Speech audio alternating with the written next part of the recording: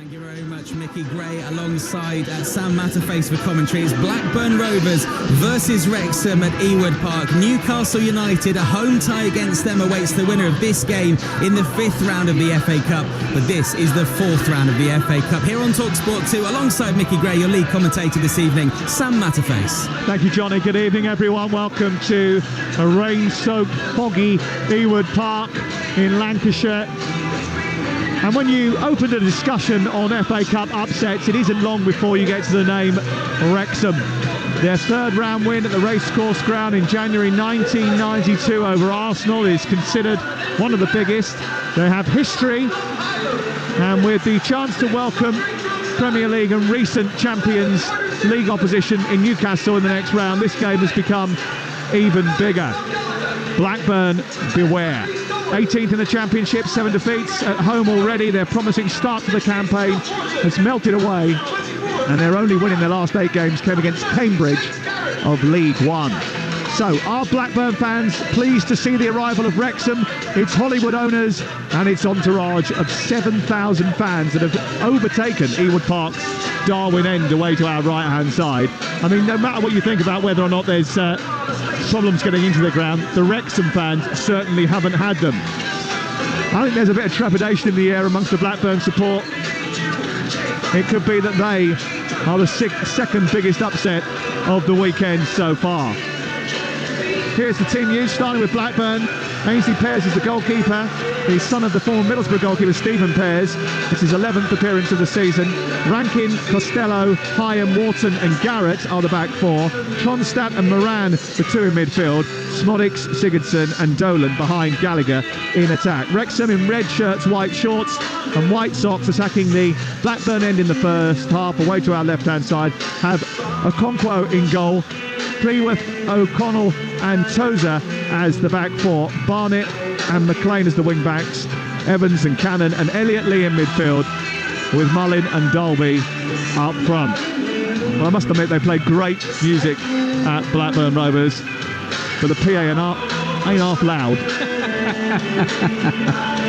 Bit of old age kicking in there, Sam. Yeah, I think you might be right. Only 10 teams are certain of their FA Cup future, and they will be at least 2 lower league sides that reach the quarter-finals. Can it be Blackburn or Wrexham? We might get more of an indication tonight. Blackburn in those blue and white hard jerseys, white socks and blue socks and white shorts, attacking the goal away to our right-hand side, and they have the ball deep inside their own half, and immediately Wharton will chip it down the left-hand side. It does look actually as if they're going to play with a back 3 tonight, with Sigurdsson playing out on the left-hand side and Tyrese Dolan out on this right side, which means a very aggressive looking Blackburn formation. Wharton goes out to meet the ball over on the far touchline before Hyam just withdraws into a more central position. The ball runs out of play deep inside Blackburn territory, and it's out for a throw-in. Here's Mickey Gray. Well, it's interesting, Sam. I mean, you just mentioned there about the back 3, and you're completely right. Rankin Costello coming back into the starting 11. He's been out on a long layoff as well. He's a big, physical, strong guy, but I've not really seen him play too much as a centre-half. He's normally a right wing-back. He's got great energy. So it'll be interesting to see how he beds into that back 3, if you like. But as I mentioned before, you're going to see a lot of possession from Blackburn. They always play this way, and they always try and get themselves on the front foot early on in a game. He did play as a member of the back 3 in the game against Huddersfield not so long ago. 0-0 the score. We played a minute and a half live on Talksport. The ball picked up in the left side of the Wrexham half, taken by Wharton, whose younger brother Adam has been the subject of so much transfer interest. The ball played out towards Dolan on this near side before Garrett picks it up in the middle of the park. He plays it infield and it's sent back onto Dolan on the right side before it's collected eventually by Moran, who tries to lay it off into Dolan once again. Good possession. The ball flipped into the box by Smodic, headed away, and then it lands on the edge of the D, where it's collected by Sigurdsson, who went to hit it, and his effort was blocked by Cannon, and then cleared upfield immediately for Mullin to try and chase. Pears comes out, gets there just ahead of Mullin, who was chasing down towards the edge of the 18-yard box, and then it will be cleared away by the goalkeeper. 0-0. Well, Sam, that long ball that Wrexham have just played to try and get Paul Mullin in behind these 3 centre-halves of Blackburn Rovers is something that you're going to see a lot tonight. He never stops. He helps out his other centre forward. He's got Sam Dalby alongside him today, who's the big, strong, physical guy. Look for the flick-ons from him and he gets his goals. There's no question of that. Didn't have the best of starts to this season, Paul Mullin. He's out for a long time, but he's certainly hit the ground running now. Dolan skips past 2 challenges, feeds the ball into Gallagher, who turns it into Smodics, who sends it wide from 7 yards out. It's a great opportunity and a really good incisive bit of play from Blackburn Rovers, who got down that right-hand side with a triangle of Smodics, Gallagher and Dolan. And when the ball was reversed by Gallagher into the centre, Smodics hit it right-footed but wide of the goal, and that's unlike him. Well, the tempo's fantastic to the game. Early stages, Tyrese Dolan, we know on this right-hand side, he loves to get forward. Very clever, I have to say, from Sam Gallagher to pick out Sammy Smodics. He knows he's going to make those runs. And the season he's having so far, we're just waiting for the net to bustle. Now, John Dole Thomason has been talking enthusiastically about the value of the cup for Blackburn Rovers, but it's clear his priority will be to steer the team clear of any sort of relegation trouble. Well, they won't want an upset tonight, and everyone talks about the Arsenal upset that Wrexham inflicted on them 32 years ago now. But there have been other flirtations with the FA Cup, including 3 runs to the quarter-finals as a lower league team. And they beat Coventry last year, forced a replay against Sheffield United as well, and were heartbroken in that game. Ball played forward by Moran, and then Smodics has chased, and then Okonkwo has come too close. It's going to land inside the 6-yard box, and the goalkeeper's well out of his penalty area. And it's cleared away by Tozer, who was retreating as the 3rd member of that centre-half battalion. But Smodics was sending the ball goalwards past Okonkwo, who was a little bit too assertive. Again, they come down the right-hand side.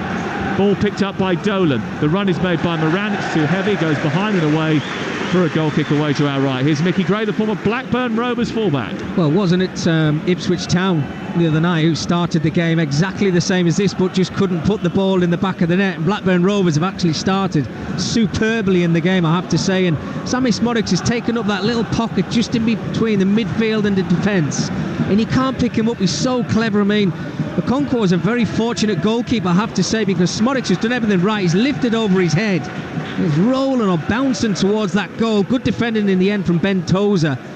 But the more space you give Smodics, the more opportunities he's going to get. And as we saw in the last round, he certainly knows where the back of the net is. Well, it's very much 5-3-2 from Wrexham at the start of this game, and they're on the back foot again. And they almost got themselves in trouble when their goalkeeper, on loan from Arsenal, Arthur Okonkwo, came steaming out into the left fullback position and almost got done by Sammy Smodic.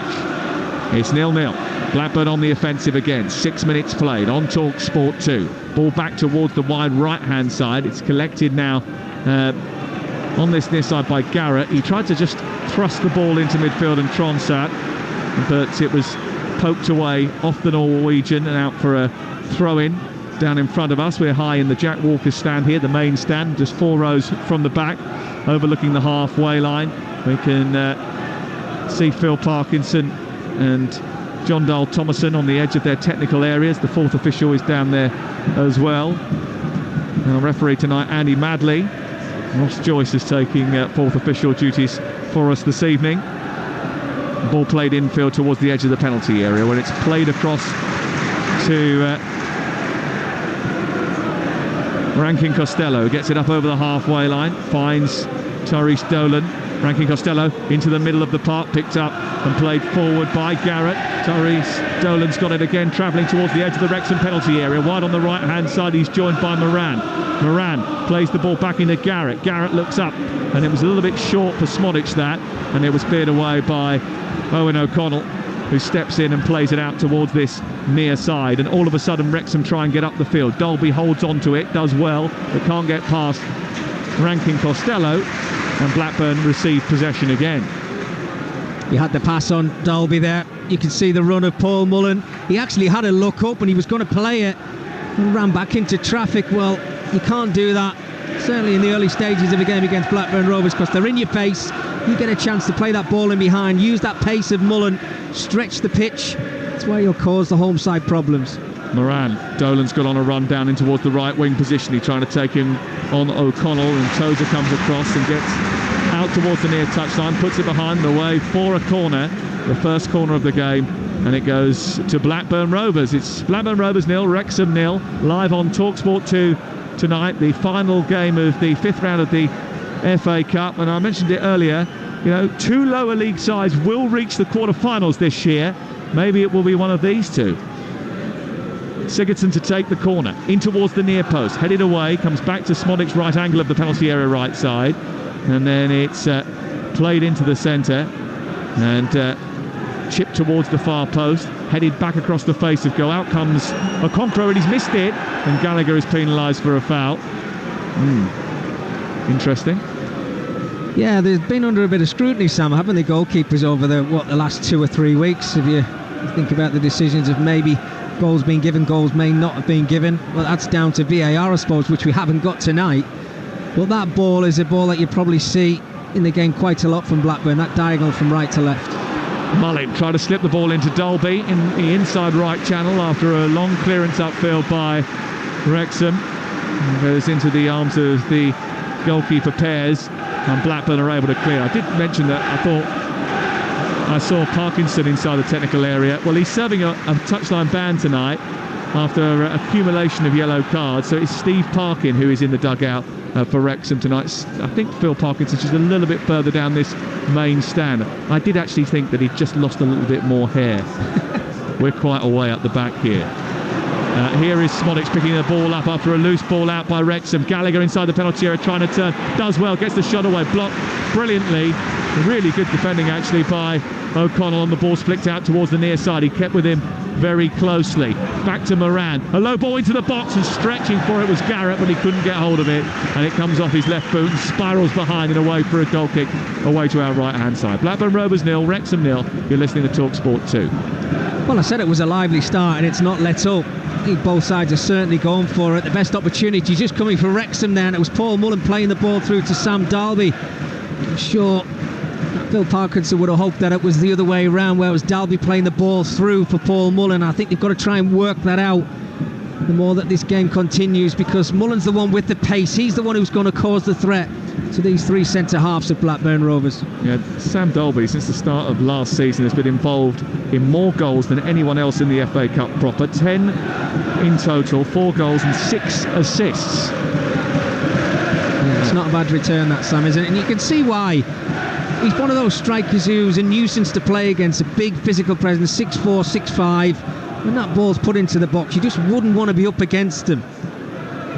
Ball played infield, where it's collected by Garrett. He's got space on the left-hand side for Smodic, who's dropped deep. He plays it further wide. Sigurdsson takes it on now. Just a couple of yards in from the left-hand touchline. Back to Smodic. And then it's back into the path of Tronstadt, who's trying to keep things moving in front of the Wrexham defence. A tightly packed Wrexham defence that have retreated to the edge of the 18-yard box. And it's played infield and then collected now by Moran, who's looking to work it wide. Dolan's stuck to this right wing position. The Blackburn player tries to go on the outside of the defender, and it was well dealt with and brilliantly executed by McLean. And he sends it long up to Mullin, who's isolated the defender, tries to go inside. It's excellent defending by the Blackburn back line, and cleared away. It was Hyam who stepped across and nudged it out towards this near side, and Mullin was thwarted by the tall, slender figure of Dominic Hyam, the Scottish international, caught up for the first time for the Scotland squad around about this time last year. It's the flicker of a chance, and if Wrexham are going to get any joy, it's going to be like that, isn't it? No, absolutely, Sam. Yeah, James McLean, we know he's got a lot of experience, and he's done the right thing, hasn't he? I talked about playing that ball in behind. Exactly what he's done. He's won the ball from Dolan, played a super ball to Paul Mullen. When he's in that 1v1 situation, you back him all the time, but brilliant defender from Dominic Hyam. Tronstadt wide to the left, and Sigurdsson. Back it goes to Garrett, who finds Smodic. Smodic flings the ball out, chips it nicely out to Moran on this near touchline. He wanders up towards the Wrexham penalty area, then pokes it back again, and then Garrett will strike from distance, and it's easily saved by Okonkwo, who is in bright steward coloured yellow tonight. He's got bright orange gloves on as well, just to make sure that he's definitely seen. Well, he's been in the right place on a couple of occasions, Sam, hasn't he? I think the only mistake he made was when Smodic tried to loop the ball over the top of him. He came off his line a little bit too early, but a couple of chances there for Jake Garrett.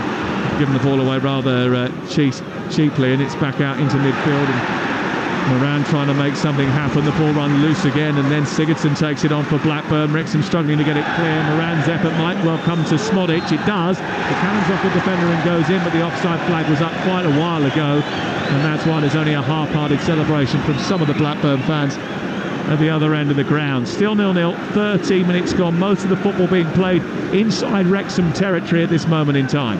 Oh, well, I tell you what, Sam, I'm seeing a replay of it now. Look, initially when the ball's played, I do think he's just offside, Sammy Smodic, but it's like all the Wrexham defenders just stopped. He eventually sticks the ball in the back of the net, and that is the opportunity that Smodic will just pounce on. You give him half a yard, he's got eyes for goal. Got a hat-trick in the last round, didn't he, against Cambridge. In great form, 5 goals in his last 4 games. He signed a new contract in November, but there's still 1 or 2 circling, looking at his performances and thinking they might well need his goal power towards the end of the season. It might be someone further up the championship table than Blackburn, who are currently looking over their shoulder at the relegation place. He's 18th at the moment in that division. 0-0, we've played 13 and a half minutes, and John Dahl Tomasson's got extra motivation to want to get through this particular round. He spent an underwhelming season at Newcastle United in the 90s, and that's who they'll play if they win here tonight. He was unfortunate, I think, because Les Ferdinand was sold just before the start of the season.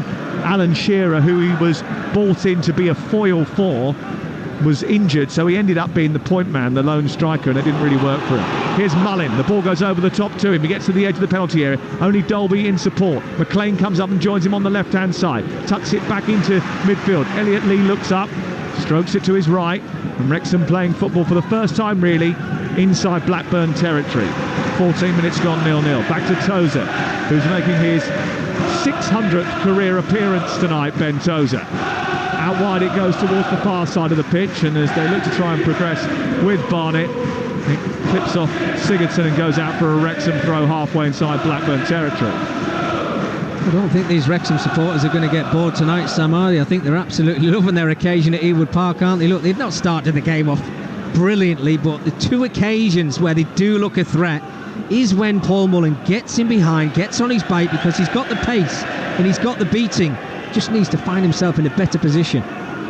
They get a bit of stick, Wrexham, I think born out of a bit of jealousy because of the investment and the profile of their owners. I know that some were cynical about the number of fans that they brought tonight. 7,000 of them have come up here. But look, they were taking 5,000 to Stoke when they were really bad. It's not wholly a new thing. They're a club with a great support, and you can hear that tonight. Ball sent long down the Wrexham right. It's collected well by Dolby, who's followed out to the far side by Hyam, who intervenes well. It goes out of play, but it has gone out for a throw-in, and Ben Tozer has a bit of a torpedo, and he's going to catapult one into a crowded penalty area now. Yeah, I don't think it'll matter how far back they are, Sam. He just fires it into that 18-yard box with this long throw. And as I mentioned before, Sam Dolby's probably a player that he'll try and pick out if he can try and get himself anywhere near that near post or one of the centre-halves. But this is a threat for the away side. Misty night in Blackburn. A long throw-in towards the near post, flicked on by Dolby, and it goes straight into the arms of Pears inside the 6-yard box before anyone can pounce upon it. Mullin was lurking with intent. They've won the ball back high up the pitch. Is picked up by Cannon, who's fouled. That's going to be a free kick according to Andy Madley for the foul by Garrett. Just 7 or 8 yards short of the edge of the D, just left of centre. Oh, what an opportunity this as well. I'm not quite sure if Paul Mullen's going to be the guy to take this free kick, but it's about, 30 yards out. Silly foul in the midfield area from Garrett. Just got to stay on your feet. And as I said before, sometimes Blackburn, they overplay when they're coming out from that 18-yard box, where they can just take a breather at times and let the game just grow. But they want to get on with things. They want to try and get themselves in front, and at the moment, they're on edge. He did score a free kick recently in the game against Barrow. Paul Mullin, 12 goals this season.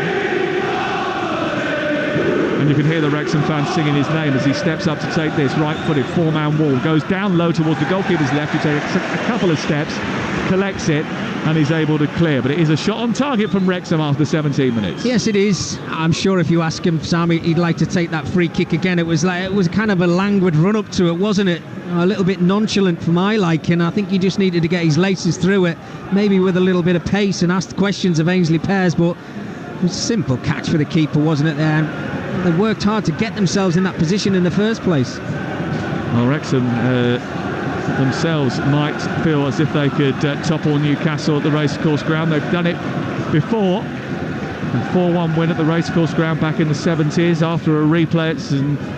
When they got decent results at St James's Park. They would love to set that game up again. Imagine how Ryan Reynolds would sell that on social media. Yeah, absolutely. Ball's in the arm of Arthur Okonkwo. Came through the Arsenal youth team set up, and he's desperate to get promotion with Wrexham this season. They're second currently in League Two. Ball given away by Garrett, taken on by Derby after good work from Mullin. They play it to the right. Cannon's moved into the area. Right-footed shot. Oh, it's a brilliant goal! Andy Cannon scores for Wrexham to put the League Two side in the lead. The Wrexham fans go absolutely balmy, and this team just can't stop upsetting people. Andy Cannon, on his 275th appearance of his career, scores his third goal of the campaign, and they don't come much bigger than this against Championship Blackburn Rovers at Ewood Park. It's Rovers 0, Wrexham 1, and we might be in for another big FA Cup upset. Wow. I think I'll just stay silent so you can listen to that crowd first and foremost, but what a goal from a Wrexham perspective. Blackburn just dilly-dallying on the ball, give it away, and when it forward to Sam Derby, plays that ball, he just gets his head up, plays that ball out to the right-hand side to Andrew Cannon, and he just fires that ball low into the bottom corner. Brilliant start to the game, brilliant finish for the away side. Game on, Sam. Well, Andy Cannon with a rocket from the edge of the box. And it was such a true hit from the midfielder that there was no chance that Ainsley Pears could get down to it. I think he might be disappointed about the side that it was on, but it was hit with such venom he just couldn't reach it. And Wrexham lead by a goal to nil, live on Talksport 2 tonight. And the reward will be a place in the 5th round against Newcastle United of the Premier League. And recently a team that went to the Parc de France and played PSG. That's the kind of glamour that could be coming to the racecourse ground. There's still a long way to go yet. Yeah, there certainly is, Sam. I mean, look, there had to be goals in this game because you've got two sides who just go for it. Sometimes they leave gaps at the back, which is what Blackburn Rovers have certainly just done themselves. Well, Blackburn have struggled this season. Only Queen's Park Rangers and Sheffield Wednesday, both in the bottom 4, have lost more games than Rovers this season, who have the worst defensive record in the Championship. And they are appealing here, McLean's appealing here for a foul on this near side. Steve Parkin, the assistant manager who's on the touchline tonight, is moaning to the 4th official. 53 goals they conceded in 28 games in the league this season. And even when they beat Cambridge, by the way, the other week, you know, they conceded the opening goal in that game. Yeah. And then Smodic equalised. Cambridge went back in front again after that before they scored another 4 goals. They did, Sam. I was here that day and I just didn't think the goals were going to stop. The first one come for Cambridge after 6 minutes. And look, we've had to wait 19 minutes for the first one tonight, but this is the way they play. They leave opportunities. Andy Cannon with a goal. Here's Gallagher inside the penalty area, looking to get on the end of a right wing cross. It goes over the top of the crossbar. I can tell you that later on tonight the sports bar will be open for business on TalkSport with Jamie O'Hara and Jason Cundy. Here on TalkSport 2 at 10 o'clock tonight we've got the Women's Football Show with Leanne Sanderson. And tomorrow, 9 o'clock, we've got, following on, India against England, the first test highlights. And I can tell you there's more cricket coming your way very shortly, because after England's thrilling 28-run win over India in the first test, you can hear live and exclusive ball-by-ball commentary on the second test this Friday from 3:30 a.m. on TalkSport 2. Here's Cannon again from distance. Another shot from distance. Parried, comes back, and it's pushed over the top after brilliant following in from James McLean by the goalkeeper Ainsley Pears. Excellent reactions after Cannon unleashed another one. He couldn't handle it. He pushed it back out, and James McLean couldn't find the target. Well, it's brilliant. It's direct football. They win the ball high up the pitch. Great strike from Andrew Cannon. If you just put one in the back of the net, then why not have a shot from 25 yards out? Saved by Ainsley Pears, and then James McLean. It's a brilliant reaction save, I have to say, from Pears. But should he be scoring there, Sam? I think he has to put that in the back of the net. Yeah, I think you'll see that as a missed opportunity. James McLean, who's only got 2 goals since signing for Wrexham. He's taking this corner from the near side.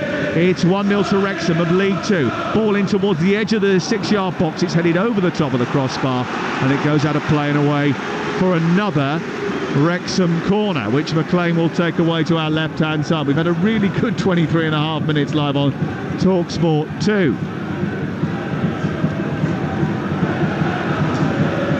McLean puts the ball down in front of the Blackburn end. A couple of teenagers come right to the front of the stand to give him a bit of abuse. He doesn't really care about it. He's got quite a thick skin, James McLean. Hand up, left-footed delivery deep towards the far post. It's headed away. The offside flag was... Well, no, it's not an offside flag. It's a flag up for the ball going out and coming back in again. And it's going to be a goal kick away to our left-hand side. It was interesting. Sorry, Sam. It was interesting to see the way that they set up for that corner from James McLean. They were in kind of a train line, weren't they? There was 4 or 5 Wrexham players, and then as soon as McLean was going to whip the ball into the area, they all spread out, and it just makes it so hard for a defender and to pick up your man to say, right, I'm marking you. But when they do that, it's so difficult. Yeah, trying to play out from the back here and cause themselves grief again. Blackburn giving the ball away. Luckily this time they've managed to regather the possession, send it forward, and Gallagher's not it now inside the centre circle. Cannon goes across as Smodic plays it wide. It's collected over on the far touchline, midway inside the Wrexham half of the field by Sigurdsson, and it's given away, and Cannon then sends the ball to Barnett, and Barnett starts to scamper down the right touchline. He's got Mullin waiting in the centre. It's a brilliant ball, and it's just behind Paul Mullin. And diving in to try and stop it was Rankin Costello, and it went through his legs, and Mullin, I think that maybe just got enough of a touch to take it away from Mullin, but it was a little bit behind Mullin, who's linked up again with McLean on this left-hand side, who's trying to dance past Dolan. Dolan this time manages to get the ball clear for Blackburn, but Blackburn have felt the full force of the Red Dragons in the opening 25 minutes of this game. They had to suck up a little bit of pressure early on, but now they're breathing fire. Fantastic, great to see. Put themselves under a little bit of pressure here as I'm speaking, Sam, but that ball in from Ryan Barnett over on the right hand side, he started in his own 18-yard box, a lovely little give and go. He burst up that right hand side, he whipped the ball in. He basically only had Paul Mullin to pick out, and that slight little touch just took it behind him, didn't it? And I think the opportunity went, but you're right, they're growing into this game. They're using the energy of these 7,000 Wrexham supporters, and it's spurring them on. This is Talksport 2 live at Ewood Park tonight, and it's been a feisty start to the game. Blackburn came out, started to put pressure on the Wrexham goal away to our right in front of those 7,000 fans. I think they just about got away with it in that first 15 minutes or so, but since then Wrexham have started to play a bit of football, get up the pitch. They've scored the opening goal of the game, and actually it's knocked the wind out of the Blackburn sails, and it's really encouraged Wrexham to continue playing their football. Yeah, it certainly has. They're rattled, Blackburn. See, some of the passes are not going where they expect them to go, as they were early on in the game. Lovely turn by Smodic though to rob Owen O'Connell of the ball. He sends a low ball in towards the near post, steered behind by Tozer, and it's out now for a Blackburn corner. Well, I think this might be quite entertaining. It's not going to let up. Two sides, they just go for it. As we've seen from Wrexham over the last season and a half, they go for it. You know, they can win games 5-3, they can draw games 4-4, and you could say the same about Blackburn. Ball sent into the centre by Rankin Costello. It's easily cleared away by the Wrexham defence, comes back into midfield. Wharton will spray it out towards this near side where it's chested down by Smodic. In the right wing position is Dolan trying to get the better of O'Connell. Gets to the byline, has to turn again. He's got space for Smodic. There's 3 at the back post waiting for a delivery that isn't forthcoming. And eventually the ball goes back to Dolan once again. Smodic wants it played inside, but he tries to take on McLean, and McLean is never going to allow that to happen. And he smashes the ball upfield after smashing the ball away from Dolan. And it remains 1-0 to Wrexham. Well, it's a great battle, isn't it, down this right-hand side with Dolan against McLean. couple of occasions McLean's came out better, standing his ground. He's just waiting for that little bit of movement from Dolan. He's got that low centre of gravity, he can go either way. But I have to say, James McLean so far, his defending's been absolutely superb, and he's nearly got himself on the score sheet at the other end. Yeah, there's a little bit of a disturbance behind the goal away to our right in the Darwin end. I don't know if it's a medical emergency. I think it might be, actually. I think there is a medical problem inside the Darwin end. There is a stretcher being passed up to a group of paramedics and stewards who have gone to attend to a fan who I think has got a serious problem. So there is medical attention on site in the Darwin end away to our right hand side amongst the Wrexham fans. We'll keep an eye on it. Best wishes to anyone who is involved in that situation. At the other end, Wrexham have won a free kick and Elliot Lee is standing on top of it. Now, I think the initial free kick that Mullins sent straight towards the goalkeeper's left, and it was an easy save, was maybe about 4 or 5 steps closer. And this one, I think, is going to be tossed over the top for everybody to scramble into. Yeah, certainly looks that way, Sam, doesn't it? Whether it's it's taken a short one to Elliot Lee, who's then tried to crack it from about 30 yards. It hit Sigurdsson, who got out to him very quickly, and it's cleared away by Blackburn Rovers. I mean, Wrexham continue to come forward out towards the left-hand side. Cleworth is chasing into a left wing position. He's the centre-half, by the way, the right-sided centre-half. They're inventive, aren't they, Sam? I think, you know, from the corners and the free kicks that we've seen so far from Wrexham, they all seem to have been just a little bit different. Something that they obviously work really hard at. And they must get their just reward from it, because they look a threat and they've got the confidence to take them on. Well, maybe they've done their research, Mickey, because you will know that Blackburn have got the worst record in the Championship when defending set pieces. They've conceded 12 goals from that method over the course of the season, so they probably wouldn't want to come up against a side who are well renowned as set piece specialists. Wrexham have scored more set piece goals than any other team in League 2 this campaign, and have also got a division leading 142 shots from dead ball situations. Which brings us back to the conversation in the build-up to this game, Sam, is, you know, the importance of set pieces. Oh, Mullin tussling over on the far side and trying to get the better of Wharton. Almost didn't quite manage it, and it's cleared away. I think it was going to be a foul anyway. Now Rankin Costello brings it out towards this near touchline, and we continue in the 4th round of the FA Cup, live on Talksport.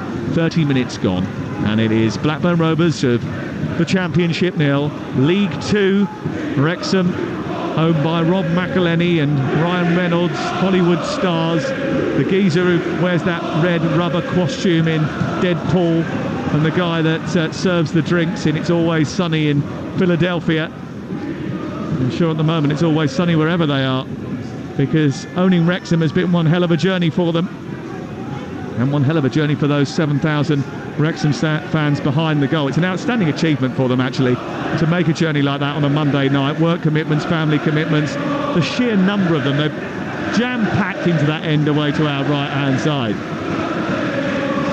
They've been brilliant, and they've certainly made themselves heard. They have been that 12th man, and they've got the just rewards. They came here to see goals. Well, got themselves in front now, but they're not just holding on to it, Sam. They're looking for the second. Hyam plays it out to the far side. It's given to Smodic, who's just dropped a little bit deeper in the last 5 minutes or so because he hasn't been able to get hold of the ball.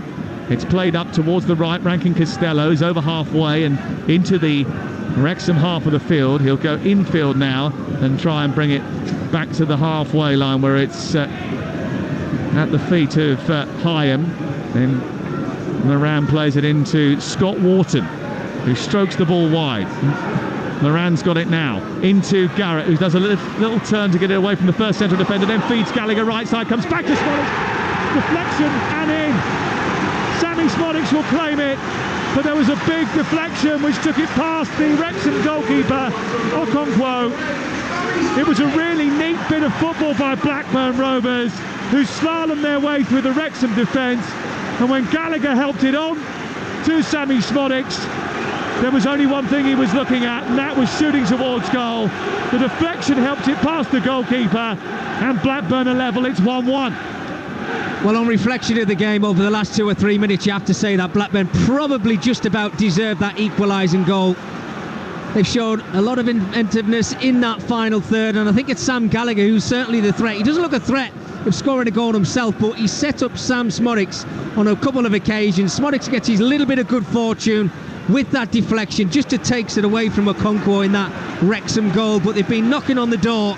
This time Smodics has got his just rewards. 1-1. A game full of goals on Talksport 2 tonight.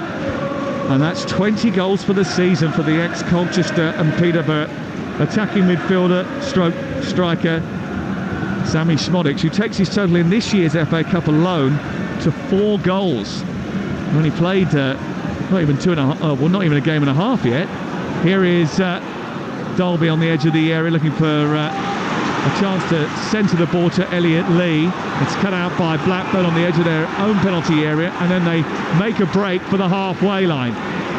Moran steers it left. Sigurdsson takes over. Smodic playing it back in towards the path of Rankin Costello. He's got on the outside of him Garrett. Garrett moves up towards the right angle of the penalty area, and then Smodic spins in behind. Dolan is dispossessed by O'Connell, and a chance maybe for Wrexham to break. Cannon did well, went to go backwards, but Barnett continued his run out to the far side, so that gave him the passing angle to take the ball over the halfway line and to relative safety.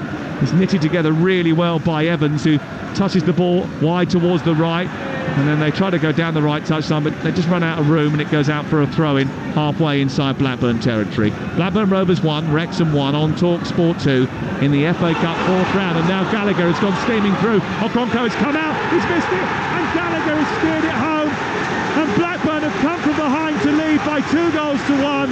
A serious mishap, a switch off from the throw-in, Wrexham gave away. Gallagher went racing clear in behind the defence. The goalkeeper came steaming out, he completely misjudged it.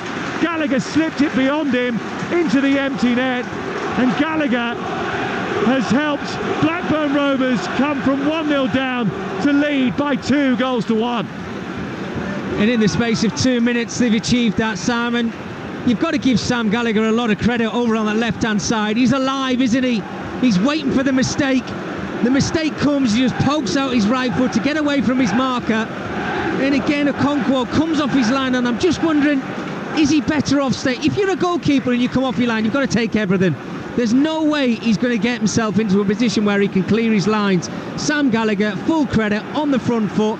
Thought he was going to take it round the goalkeeper. He saw a little gap, and what a super finish from the tall centre forward. Oh, it was really poor, I think, from the goalkeeper, because he had a little bit of a let-off in the first few minutes of the game when he came out wide towards this near side, misjudged it, and luckily for him, the ball went narrowly wide of the goal. However, on this occasion, Gallagher's finish was so precise, and there was no one behind him, no backstop like there was when Ben Tozer cleared it from inside the 6-yard box.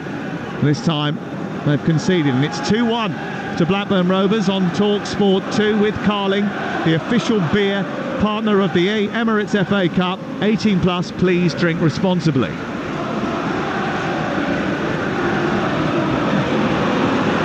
Ball taken over the halfway line by Cleworth. Out towards the near side, and then there's a darting run by James McLean. It takes a deflection as his cross goes into the centre. It's away by Hyam, and then it's picked up on this near side and away for a throw-in. They want to get it moving themselves now, Wrexham.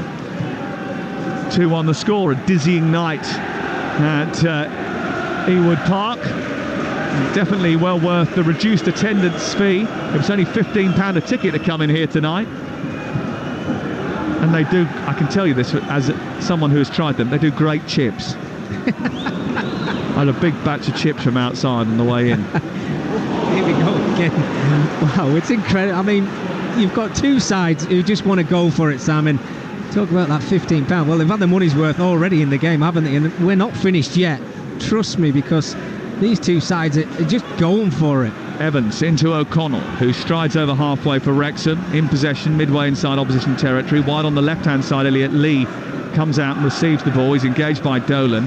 Back down to McLean. His ball is kicked straight out of play by Tyrese Dolan, and it's out for a throw-in. Well, it all looked rosy for Wrexham when they were 1-0 up, given to them courtesy of Andy Cannon's goal. It was a terrific goal as well.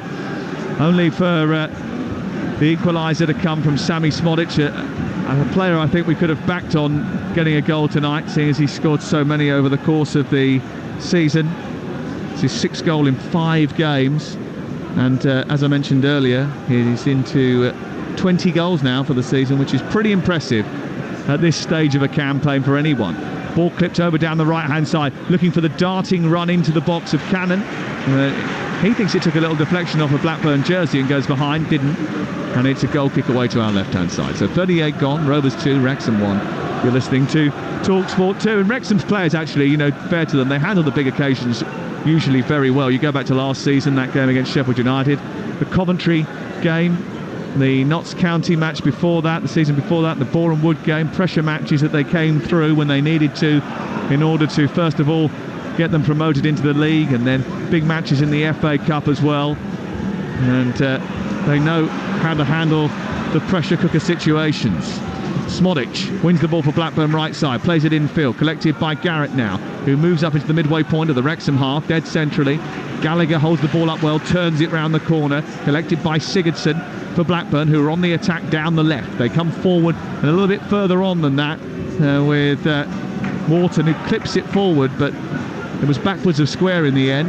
Now Moran takes over. He's moved out to the right side. Smodic just guides it back towards Rankin Costello, and then a good turn by Garrett almost opened up the Wrexham back line. Dolan then goes darting in the inside right channel, a little bit too fierce from Smodic, and it comes off his toes and goes behind and away for a goal kick away to our right hand side. It's been a very entertaining first 39 minutes. Here's Talksport's Mickey Gray. Yeah, it certainly has, Sam. It has been a fantastic watch, no question about that, from both sides. Sometimes when you watch Blackburn, when they're attacking, it's Tyrese Dolan, who's supposed to be playing as a right wing back.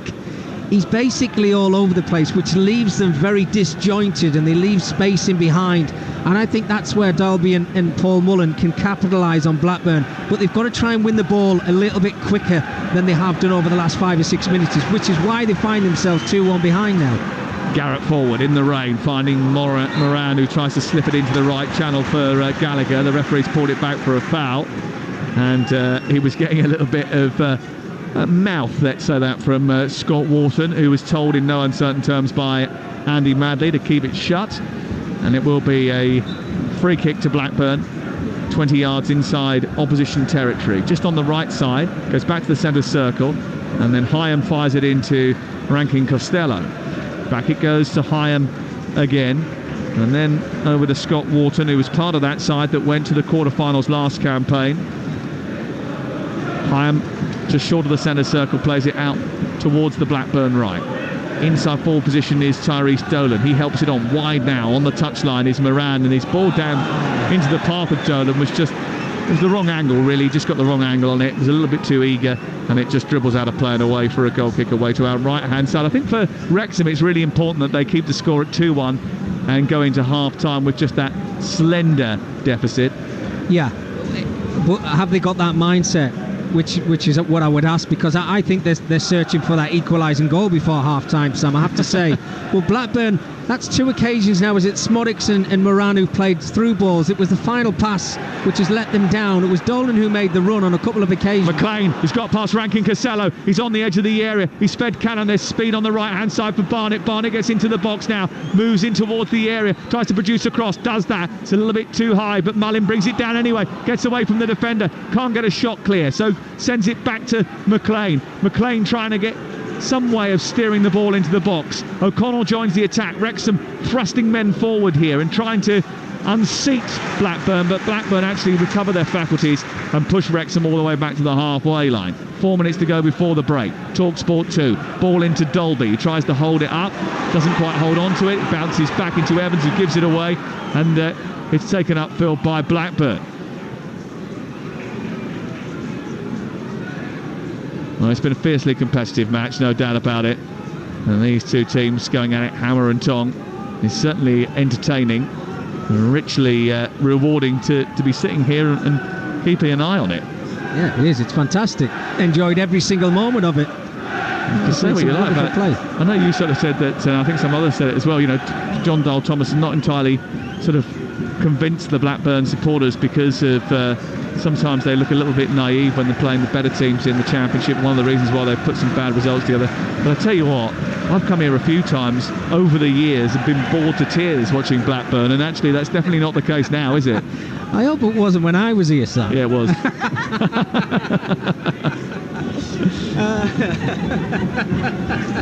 Well, I can't back that up because I don't know which games you came to, but I have to say, I tell you that. Do you know what? The one that sticks in my memory more than anything else, right? It was a Premier. It was, I don't know if it was a Premier League game or not actually, but it was back in 2010, and I was going to Blackpool left then for Talksport. Right, I was going to Blackpool for Talksport, and I had to come north anyway. The game got called off as I was on my way up to Blackpool, and I thought, well, I'm 3/4 of the way there now. Blackburn are playing today. Their game is on. I'm just going to go there and watch. So I'd just driven for no reason from London up towards the northwest. Thought I might as well go to Blackburn because, you know, might as well take in a football match when you can. And it was 0-0. Well, they don't draw much here these days. I think there's 2 draws this season in Ewood Park. Absolutely. So they either win or lose. They've changed the tack now, haven't they? Foul given against Sigurdsson, who's just scythed his way through Ryan Barnett. And he's saying he won the ball, and actually I think he's got a little bit of a case there, but the free kick has been given by the referee Andy Madley, and it's going to be a set piece towards the end of this first half. In fact, only 90 seconds left to play, and it's Blackburn Rovers 2, Wrexham 1. Yeah, and it's James McLean who stood over this free kick, and we know over the years, Sam, he's got the quality. I just wonder whether this is a bit of a strange angle for him to put this into the box. He dressed it in left-footed towards the far post, and it goes right the way through to I think it was Elliot Lee who snuck in behind Gallagher and dabbed the ball down with his head. I think he was hoping that someone would be coming in upon it to be able to pounce on the loose ball. They weren't, and it was cleared away by Blackburn, but Elliot Lee should not be winning a header there. Here's Moran down the right-hand side. Into the box he goes as Blackburn come on the counter-attack. He's got Garrett bursting into the box, but Dolan's the one who picks it up inside the area. Dreadful pass, which is easily cut out by Tozer, and then turned by Dolby into the path of Cannon. They look to escape, but Rankin Costello closes down the angle, and it's cleared away. Apologetic hand going up in the air from Tyrese Dolan there. I think he knows he's a little bit frustrated. He was trying to get it onto his stronger right foot, couldn't do it. He had to run basically across the 18-yard box, and he played that weak pass with his left foot, give the ball away, which then gives Wrexham another opportunity to break forward. Rovers 0, Wrexham 0 on Talksport. Ball clipped forward by Rankin Costello. It was angled towards the far side, and it's out of play and away for a goal kick away to our right.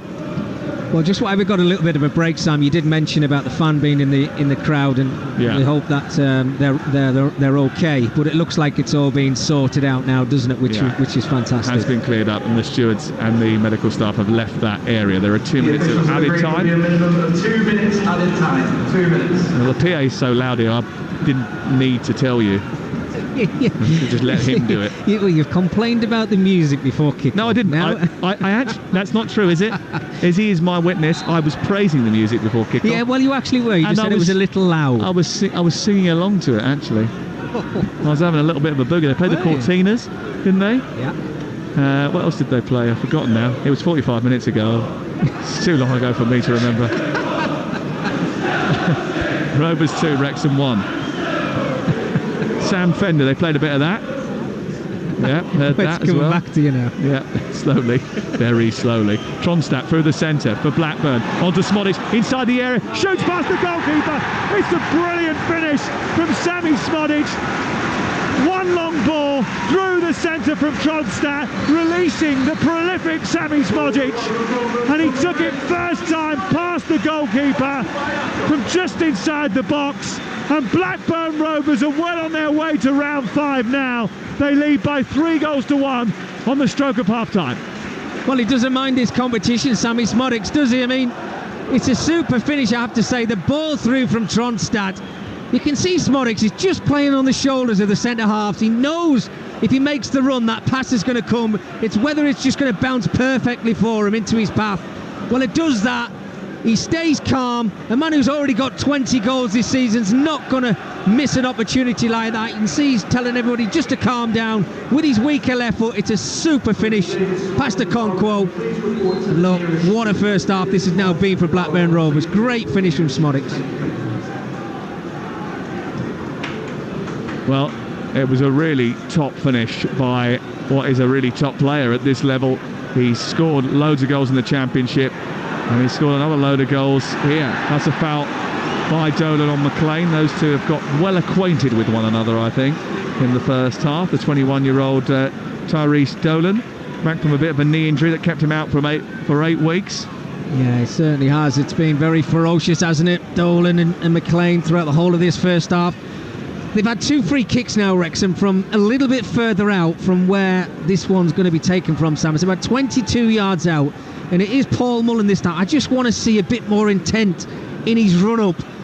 And obviously for him, this is an important moment just before half-time. You can imagine the roar we get from the Darwin end to our right-hand side if this one hits the back of the net. But this is a big opportunity for Wrexham to get themselves back into the game. Well, Mullen places the ball down, as Mickey says, about 22, 23 yards from goal, just left of centre, right-footed towards the goal. It's over the top of the crossbar. Too much loft on it, and it goes out away to our left-hand side. Well, it was a brilliant first 45 minutes. It really was.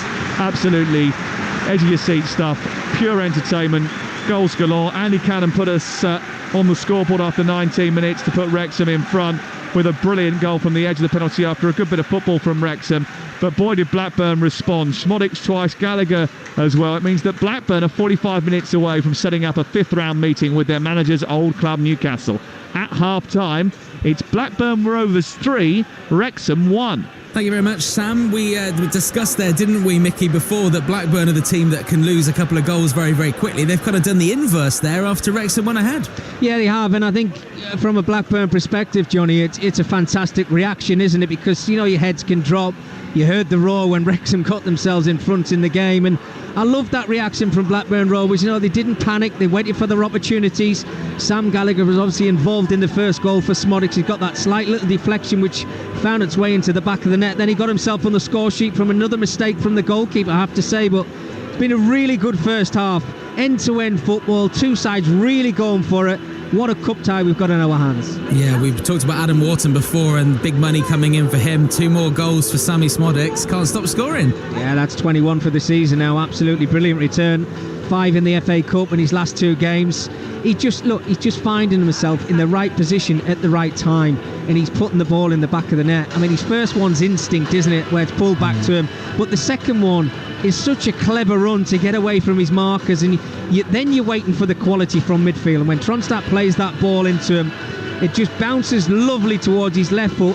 He's patient, he waits for the ball to come down towards the grass, looks at the goalkeeper and just plays it to the left hand side of the keeper. And it's a great finish, and I think John Darn Thomason now will be thrilled to pieces going in that dressing room at half time. Yeah, as will the Blackburn fans. The Sam Gallagher goal, watching that one with the goalkeeper coming out of the box, that's how far he was running there to close down the angle. Can you put much fault at his hands, or when that happens in front of you, you got to take action? I'll tell you what you have to do, Johnny. When you're playing, and this is no disrespect at all, but when you're playing League Two and you know, even lower than that at times, when you make mistakes, sometimes you get away with them. But as a goalkeeper, if you're in any doubt in your mind that you're not going to reach that ball and clear your lines, you stay on your line. You leave it to your defenders to get back and hopefully make a challenge. Okonkwo, on 2 occasions, if you remember the Smodics opportunity where he chipped the ball over the top of him, it was a bad decision.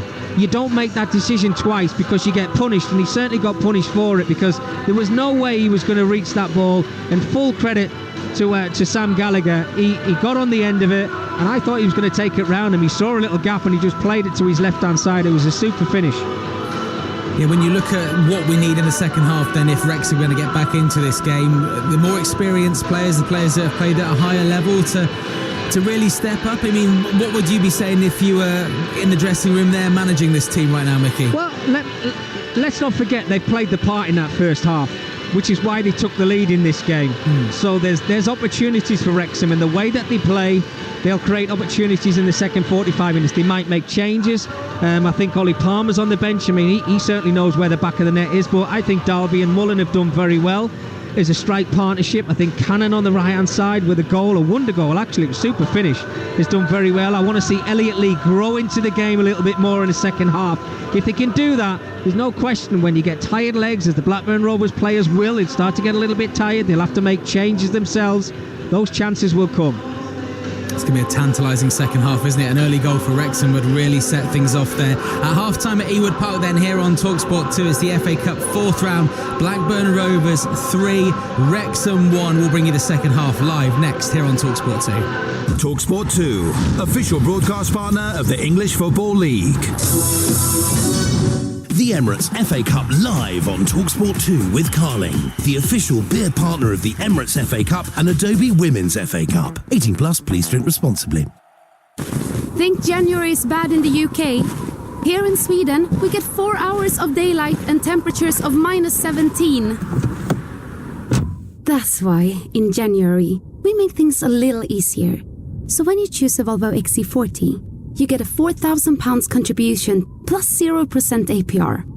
Pretty sure I remembered everything. Anna, could you let me in? It's freezing out here. Nearly everything. Order online or visit a Volvo retailer today. 50% minimum deposit, £4,000 contributed by Volvo. Finance provided by Volvo Car Financial Services UK Limited. Figure based on XC40 mild hybrid and varies by model. Terms apply. January. It's probably time to cut back, right? Wrong! It's time to go bigger. It's time for Subway. Grab life with both hands like a mouth-watering, freshly made footlong. Take a big bite and lunch like you mean it. And now you can get a footlong for even less. Download the Subway app and get any footlong you like for only $4.99. Subway. Eat fresh. Valid until February 20th, 2024. In-store only. Participation may vary. Extras cost more. Full T's and C's apply. Look at him go. He's a quality striker. No, not him. The electrician fixing those lights. Wow. Is he? Yes, he uses QuickBooks to prepare for self-assessment.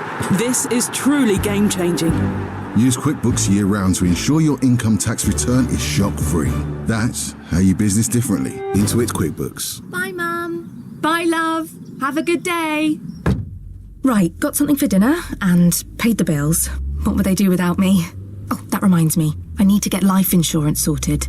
Legal and General Life Insurance can help cover the expenses of family life should the worst happen to you. Premiums start from £5 a month and you'll get a £110 gift card if you apply before the 24th of March. Protect your loved ones. Search Legal and General Life Insurance today. No cash in value, T's and C's apply. Talksport Podcast League. Outspoken with White and Jordan. Listen to the latest show whenever and wherever you want with Outspoken, the podcast from Talksport. I still think there's a lot of questions that need to be answered. All killer, no filler conversation. Did you say that he should be investigated by trading standards? That doesn't pull any punches. Yeah, because he was rubbish. Outspoken with Jim Mighty White and Lord Simon Jordan. That's a bit over the top. Well, there we are. Out now. Listen or download for free from your favourite podcast portal. This winter, Talksport 2 is the only place to hear live and exclusive ball-by-ball commentary of England's Test match series in India. We've got a contest on here. This is great. Hear laser-guided analysis from a top-class lineup of cricket experts. Got to the pitch of it with the speed of a ballerina and hit it with the power of a heavyweight. Bang! Hear exclusive ball-by-ball commentary of the second Test match live from Visakhapatnam this Friday morning. Only on Talksport 2. The unstoppable force of live football. FA Cup live. On Talksport 2. You're listening to Talksport 2 here. Blackburn Rovers 3, Wrexham 1 at half-time in the FA Cup. Let's take a look at the half-time highlights in partnership with Carling. The Emirates FA Cup halftime highlights on Talksport 2 with Carling, the official beer partner of the Emirates FA Cup and Adobe Women's FA Cup. 18 plus, please drink responsibly. I think there's a bit of trepidation in the air amongst the Blackburn support. It could be that they are the second biggest upset of the weekend so far. All given away by Garrett, taken on by Derby after good work from Mullin. They play it to the right. Cannon's moved into the area. Right-footed shot. Oh, it's a brilliant goal! Andy Cannon scores for Wrexham to put the League Two side in the lead. Brilliant start to the game. Brilliant finish for the away side. Game on, Sam. Into Garrett, who does a little turn to get it away from the first central defender, then feeds Gallagher right side, comes back to Smollett. Deflection and in. Blackburn Rovers 1, Wrexham 1 on Talksport 2 in the FA Cup 4th round. And now Gallagher has gone steaming through. Okonkwo has come out, he's missed it, and Gallagher has steered it home. If you're a goalkeeper and you come off your line, you've got to take everything. There's no way he's going to get himself into a position where he can clear his line. Tronstadt through the centre for Blackburn, onto Smodic, inside the area, shoots past the goalkeeper. It's a brilliant finish from Sammy Smodic, and Blackburn Rovers are well on their way to round 5 now. Second half commentary coming up very, very soon here on Talksport 2. Those are the highlights of the first half, all thanks to Carling. The Emirates FA Cup halftime highlights on Talksport 2 with Carling, the official beer partner of the Emirates FA Cup and Adobe Women's FA Cup. 18 plus, please drink responsibly. Well, across the weekend, we brought you some phenomenal live and, of course, exclusive cricket over the last 4 days on Talksport 2. England producing one of the greatest test wins of all time, stunning India and Hyderabad to win the first test of the 5-test series. England captain Ben Stokes was asked after the match where this ranked in his greatest ever victories. Since becoming captain, this is number one, given where we were in the game, who we played against, and yeah, just don't want to say inexperience because it makes it sound like that's one of the like a very, very vital thing, but I just think it's character, skill, and desire to win. I think are unbelievable traits that you need at the international level, and that's certainly what we've got out here. So yeah, look, I'm incredibly proud that I'm sort of trying my best to be able to bring everybody's talent out with them as much as I possibly can without fearing or worrying about what repercussions could be like if things don't go well. It's only one, but look, we'll be taking the same attitude, the same mindset into every game this series and then every game in every other series in the future. That's all I can ask of the team. Before we started the series, obviously coming on the back of a very, very successful 2 years, sometimes as an individual and as a team you can start to expect results. But one thing I asked of everyone here was just, can we stick to the process without being emotionally attached to the outcome? And that's what I want us to keep focusing on for the rest of this tour, and then obviously however long I've got this amazing job. England cricket captain Ben Stokes there, speaking after that thrilling 28-run win over India in the first test. You can hear, of course, live and exclusive ball-by-ball commentary of the second test on Talksport 2 this Friday. It all gets started at 3:30am. And loads of extra content also available on the Talksport Cricket YouTube channel as well. When you go over there, make sure you hit subscribe because loads more's coming up there. I know they recorded a podcast on a tuk-tuk today, so that may even be out right now. You'll see it all there on the Talksport Cricket YouTube channel. And of course, coming up on Saturday, we've got live commentary of a big South London derby. We've got Croydon's Joshua Buatsi facing Lewisham's Dan Aziz in a light heavyweight contest in North London at Wembley Arena. The action begins here on Talksport 2 from 7pm. It then switches across to Talksport from 9pm for the main event itself. It's Joshua Buatsi versus Dan Aziz. Listen on the radio, on the Talksport app, or you can watch the show live on the Talksport YouTube channel while you're checking the cricket stuff out as well. It all ties in. It's very nice. And of course, the live football continues this week with plenty of Premier League action to keep you across. Adrian Durham and the team go around the ground starting tomorrow. Talksport is here, taking you around the grounds, bringing you all the goals as they go in. It is Danilo who has scored for Nottingham Forest. Wonderful, wonderful volley. Well, it feels like a good time to be a Gooner again. Willian has just sealed the points for Fulham. Gomez, right footed over the wall and in. What a fantastic free kick to give Everton the lead. An absolute monstrous victory for Luton Town on the road. Oh my word! What a goal! To surely win the game for Brighton. Rancour and protest in the Palace ranks. No shared vision, no structured plan. Bedlam at Bramall Lane. They've rescued a point. That was a tight one from Douglas Luiz, but he scored and Villa Park erupts. Lewis Miley finally breaks the deadlock for Newcastle United. It's Premier League football just the way we like it on Talksport. Yeah, so from 7 o'clock on Tuesday, tomorrow, around the grounds with Adrian Durham, Dean Ashton and also Matt Murray as well. They will get all the goals from those three big games in the Premier League, including Nottingham Forest versus Arsenal, Aston Villa versus Newcastle and Luton versus Brighton. EFL action as well. Here on Talksport 2, it's Blackpool versus Bolton in the EFL Trophy quarter-final. Then on Wednesday, around the grounds continues. Big games in the Premier League keep coming thick and fast. Another emotional day, as every home game is going to be for Liverpool till the end of the season. It's Liverpool-Chelsea, also Tottenham-Brentford and Manchester City versus Burnley. And then here on Talksport 2 on Friday night, it's exclusive in the Championship, Bristol City versus Leeds United, ahead of a massive game day on Saturday as we bring you more live football, including two Premier League exclusive games, Everton versus Tottenham and Brighton versus Crystal Palace there. Our game at Ewood Park is just about ready to start for the second half. 3-1 to Blackburn Rovers versus Wrexham. Sam Matterface is alongside former Blackburn defender Mickey Gray. Mickey, any sign of any changes for either team as the teams come back out? It doesn't look that way, Johnny. I think both managers have stuck with the same 11, and why not? If we get entertainment like we got in the first half, I can't wait for this whistle.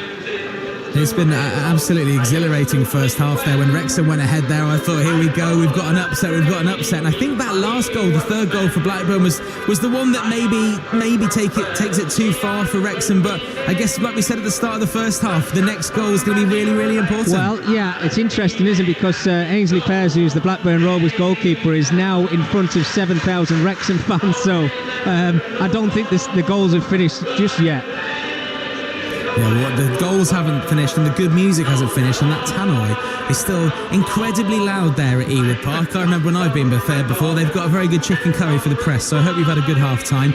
Let's get ready for second half commentary then here on Talksport 2, the FA Cup fourth round. A home game against Newcastle United awaits the winner as Blackburn take on Wrexham. 3-1 at half-time. Mickey Gray is alongside your commentator Sam Matterface. Don't know when Johnny last came to Ewood Park. We got the offer of a sandwich or a steak pie. And you went for chips? I went for chips. I went downstairs and got some chips. Absolutely right. No changes at half-time between Blackburn Rovers, who lead by 3-1, and Wrexham in red shirts, white shorts and white socks, attacking the Darwin end away to our right where their fans are situated. Those blue and white half jerseys of Blackburn attacking their home end, the Ronnie Clayton Blackburn end away to our left-hand side with white shorts and blue socks. 64% possession for Blackburn in a blockbuster first half. 11 shots, 5 on target. Wrexham had 7 shots and 4 on target, and we've had 4 goals in the game already, and we're only just getting started. Ball sent long down the right from Mullin to chase, down into the right, inside right position, and out comes the goalkeeper to grab it. He does so, and there's a little thumbs up from Paul Mullin because he likes balls like that. Yeah, he certainly does, Sam, and what that does early on in the second half is knowing that the pitch is going to be stretched. Cleworth just playing that long ball. And next occasion, he just has to take a little bit off it because he knows that, as we talked in the first half, Mullin has got the beating of these centre-halves, certainly pace-wise. Smodic has it on the near side for Blackburn Rovers, back to halfway. There have been 16 games between these two, and oddly it's Wrexham who have the upper hand in the head-to-head record.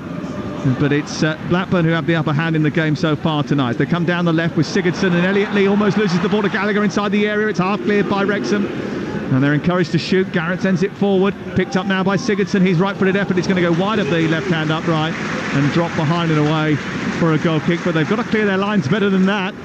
Yeah, well, Elliot Lee, I mean, I talked about him before in the build-up to this game. I think he's a smashing player. I really do. He's tenacious. He's end-to-end. He certainly knows where the back of the net is. But when he's on the edge of his own 18-yard box, don't try and play out. Don't try and be pretty. You just get your laces through it, clear your lines, and then you can get your breather. Got to grow into this second half. They're chasing the game. Don't put it on a plate for Blackburn Rovers. Dolan, Smodic. Dolan again inside the centre circle. Plays it left. And where it's collected initially by Garrett, who gets it back off Sigurdsson and goes down the left touchline and into the deep area of the Wrexham half, down by the byline, cuts back again and gives it to Sam Smodic. He goes infield to Dolan, who's come over from the right-hand side. It looks a little bit as if he's going to try and play more centrally in this second 45. Into Gallagher, tries to flick it round the corner. He's being watched by Tozer. The ball breaks into the penalty area. It's mopped up, and then there was maybe a head injury here, which is going to give Wrexham the ball on the edge of their own penalty area. Gallagher just going across. I think he was the aggressor in that situation, and it's going to be a Blackburn Rovers free kick.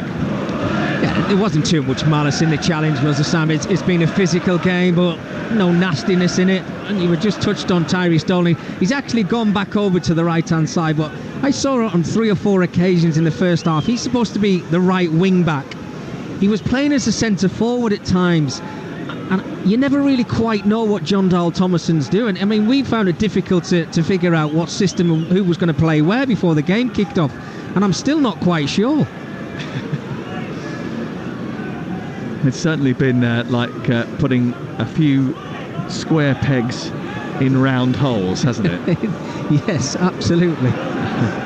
But it's worked for them so far. Look, they've got 3 fantastic goals. They panicked a little bit when they went a goal behind, but I think when you think about the threat that they've been, certainly offensively, it certainly worked in that first half where they got the 3 great goals. 18,169 are here, and over 7,300 of them have come from Wrexham. So it is pretty much almost half and half inside the stadium tonight. Maybe just a little bit over 60-40 in the home team's favour. And Blackburn have the ball on the halfway line, and it's with Rankin Costello into Hyam, who moves down the side of the centre circle, nudges it wide towards the right, picked up by Garrett and then sent back in, and sent long out to the left looking for Sigurdsson, who's going to pick up the second ball after Barnett's delivery wasn't great. Garrett's picked it up, number 10 position, collected now by Wharton. He plays it out to Sigurdsson, but he's robbed by Barnett, and then Barnett fancies his chances to travel to halfway. Travel to halfway he does. He gets actually sandwiched between, I think, 3 bodies in the end, and I think the referee was suggesting that maybe there was a pullback earlier in the move by Sigurdsson. Who, I mean, it's always good if you do that. I mean, if you're a defender, what you do is you tug the shirt, then put your hands in the air as if to say, I haven't touched him, when clearly what you've just done is do exactly the opposite. Yeah, but Andy Madley did the right thing. You could see that Ryan Barnett over on this right-hand side was on a great little run, and if he'd have got away from the 3 markers, we would have been talking about his great pace and getting away from his markers. But also clever from Blackburn's perspective. On the halfway line, it's called a cheap foul, isn't it, Sam? Cannon moving away from the clutches of Garrett, and Garrett actually was quite late then as he turned and tripped Andy Cannon, and it's going to be our first yellow card of the game. And I think Andy Madley's got that one just about right. Jake Garrett the first to go into the referee's notebook. Yeah, I think you're completely right. He's been very lenient, I have to say, Andy Madley in the game. He's tried to let the game flow, and rightly so, and that's why we've had such an entertaining game of football so far. But this is another set piece for Wrexham. You see 7 or 8 red shirts in that 18-yard box. Box office so far. The ball sent out to the wide right for a cross from Barnett, whose delivery is very high. Elliot Lee scurrying across to try and chase it. It hits him on the back, and then he tussles with Gallagher. Tries to play it against Gallagher. It goes out of play though before that, and goes for a Blackburn throw in the right fullback position. I thought that was a little bit of a waste actually from Wrexham, because they had a set piece which they could have constructed an attack from, bearing in mind the vulnerability from set pieces that Blackburn have shown over the course of the season so far. They're better off just getting it in the box, aren't they? Yeah, but with better quality. I think that's the criticism there, Sam, isn't it? Ryan Barnett got himself into a good position, just got too much pace on it.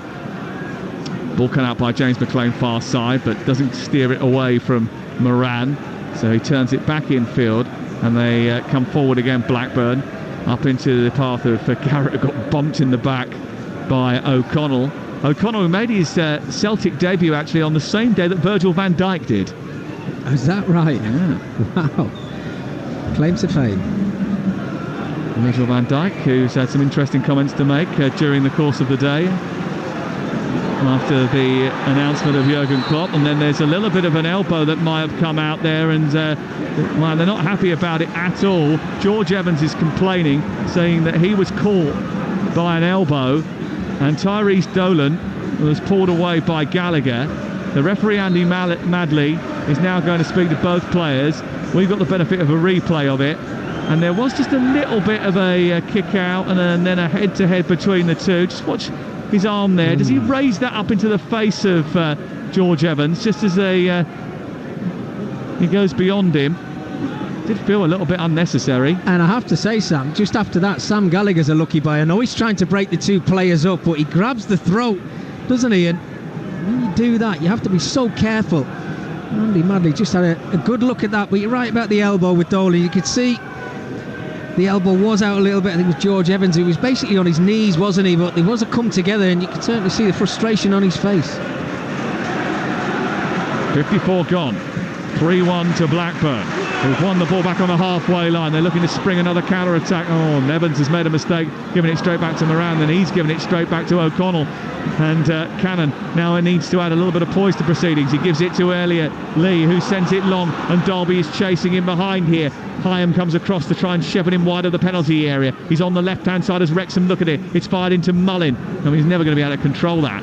And then it's half cleared. But it's going to be won back by Barnett, edge of the area. Sigurdsson comes across and does brilliantly. And he steers it out towards the near side. It's out for a throw to Wrexham.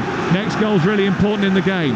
3-1 on Talksport. And the atmosphere is just starting to stoke up a little. It's been a bit scrappy over the last couple of minutes, but really good play from Dalby, holding the ball up well. Ball just into Paul Mullen's feet. You're right. How is he supposed to control that? Centre forward wants great quality. Better service.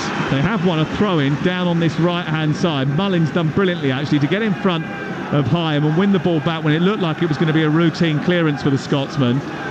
And that winning of a throw-in on this near side means that Ben Tozer can unleash his catapult. Wrexham fans cheer behind the goal. It's launched in towards the near post. It's flicked away, half clear, comes to the edge of the box. McLean's going to strike it, but there's a foul inside the box, and before he does, the referee blows his whistle and the momentum goes out of the attack. Well, it's some slingshot, that, isn't it, Sam? I mean, I don't think I can kick the ball that far these days, but it's such a potent threat. We've seen it over the years from certain individual players, haven't we?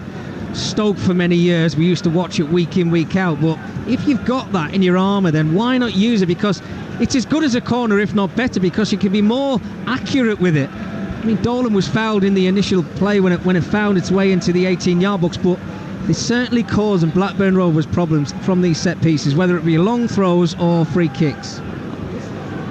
Ball sent long down the left-hand side. Sigurdsson chasing it for Blackburn Rovers into the left-wing position. He's in by the corner flag. He guides it back towards Smodic, who's on the back edge of the penalty area.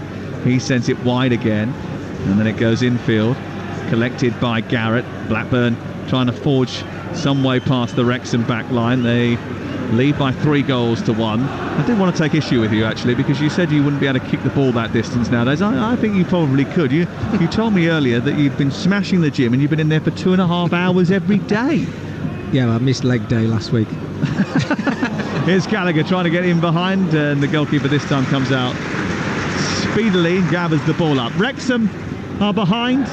Rovers leading by 3-1. Blackburn Rovers leading by 3-1 live on Talksport 2 as we welcome listeners from Talksport 2 live commentary from Ewood Park tonight, where it's been a blockbuster game between these two. They've already shared 4 goals. We've only played 56 minutes. Andy Cannon with the opener after 19 minutes, the rocket from the edge of the box to give Wrexham the lead, and then Blackburn, as they have done previously, fought back brilliantly. 2 goals from Sammy Smodic, goal number 20 and 21 for the season for him, and Gallagher in between have put the Ewood Park club in charge. But it's been magnificently entertaining, and they're coming forward again with Dolan over on the right hand side, cutting in from the touchline. Blackburn coming forward now. Moran leaves it, tries to play it through to Smodic, and it was just intercepted at the right time by Evans of Wrexham, and they clear it towards the halfway line. Elliot Lee gets on the ball, sends it long. James McLean trying to get in behind. Across comes Hyam. Mullin made a really intelligent run through the centre of the penalty area, and if Elliot Lee had got on the end of that was certainly going to be his target, Mickey Gray. Yeah, absolutely. I mean,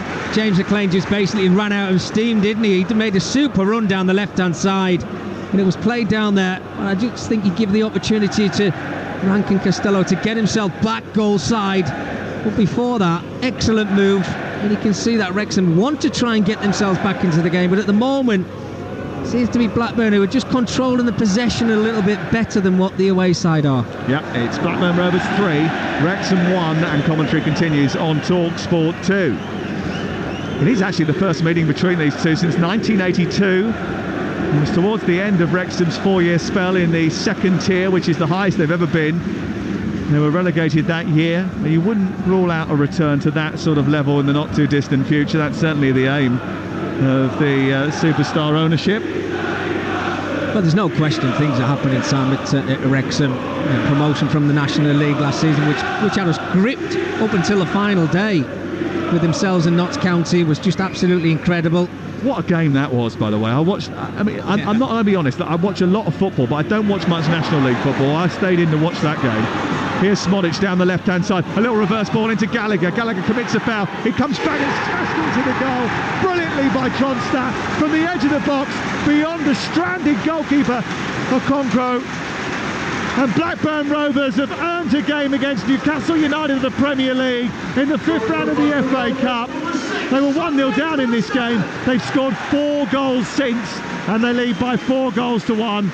And Sondre Tronstadt is the latest goal scorer from the edge of the box. There was a case, I think, to answer. Wrexham complaining that Gallagher committed a foul on the edge of the penalty area, and the ball ran loose to the Norwegian, and he slammed it in off the roof of the net. Well, it's a super finish from Tronstadt, I have to say, and there is a question mark of whether Sam Gallagher has actually made a foul just prior to Tronstadt firing that ball into the roof of the net.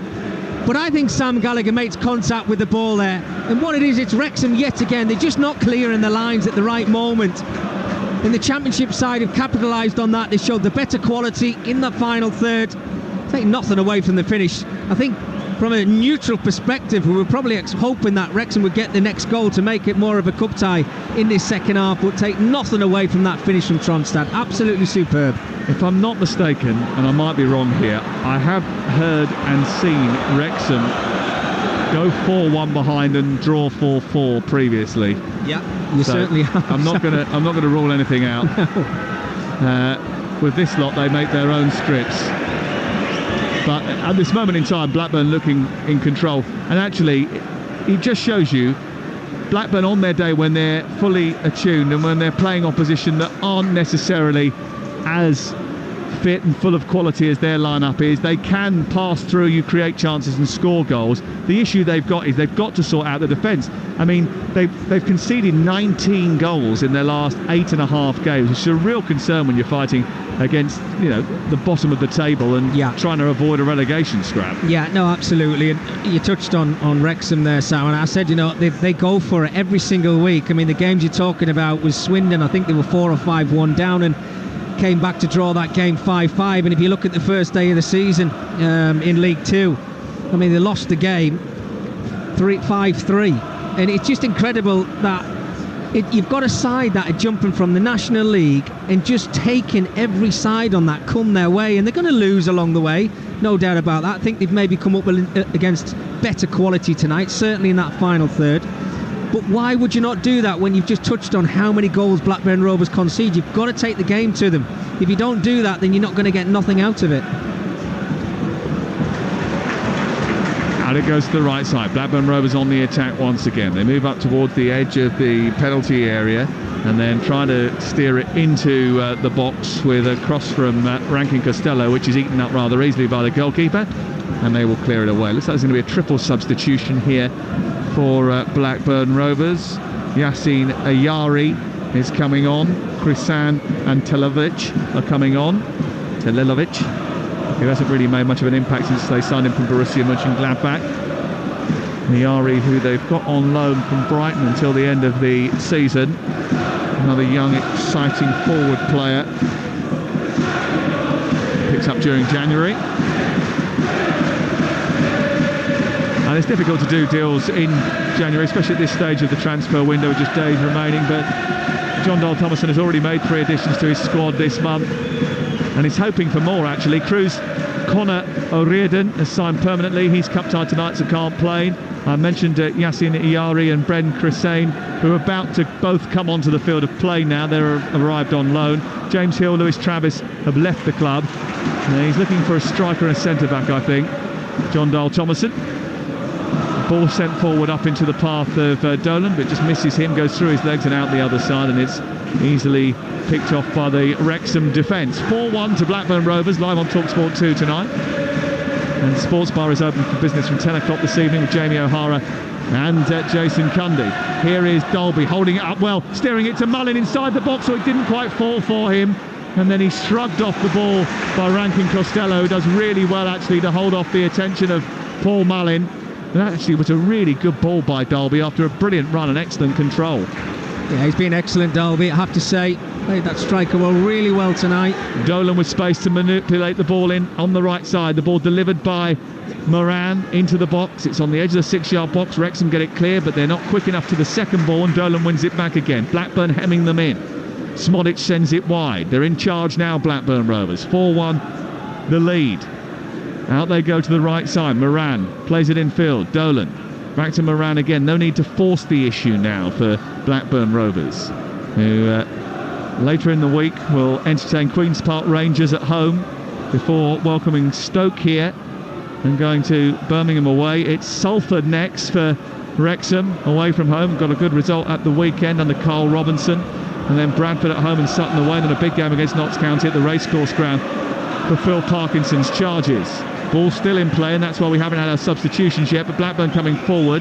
Tronstadt trying to fire it forward, but O'Connell was rescued it. And then when it goes back high up towards Mullin from O'Connell, it's headed out on the far side and away for a throw-in to Wrexham. So here are the changes, and the first change is Dolan coming off and Hussein coming on. Oh, another loan spell, Ben Hussein, not so long ago. He's on loan from Aston Villa. He had a short spell at Kilmarnock last season, which was interrupted by injury. Sam Gallagher is being withdrawn, and on comes Telelovic. Hasn't quite happened for him in Lancashire. And the other change is the removal of Jake Garrett, who gets switched out for Yassine Ayari.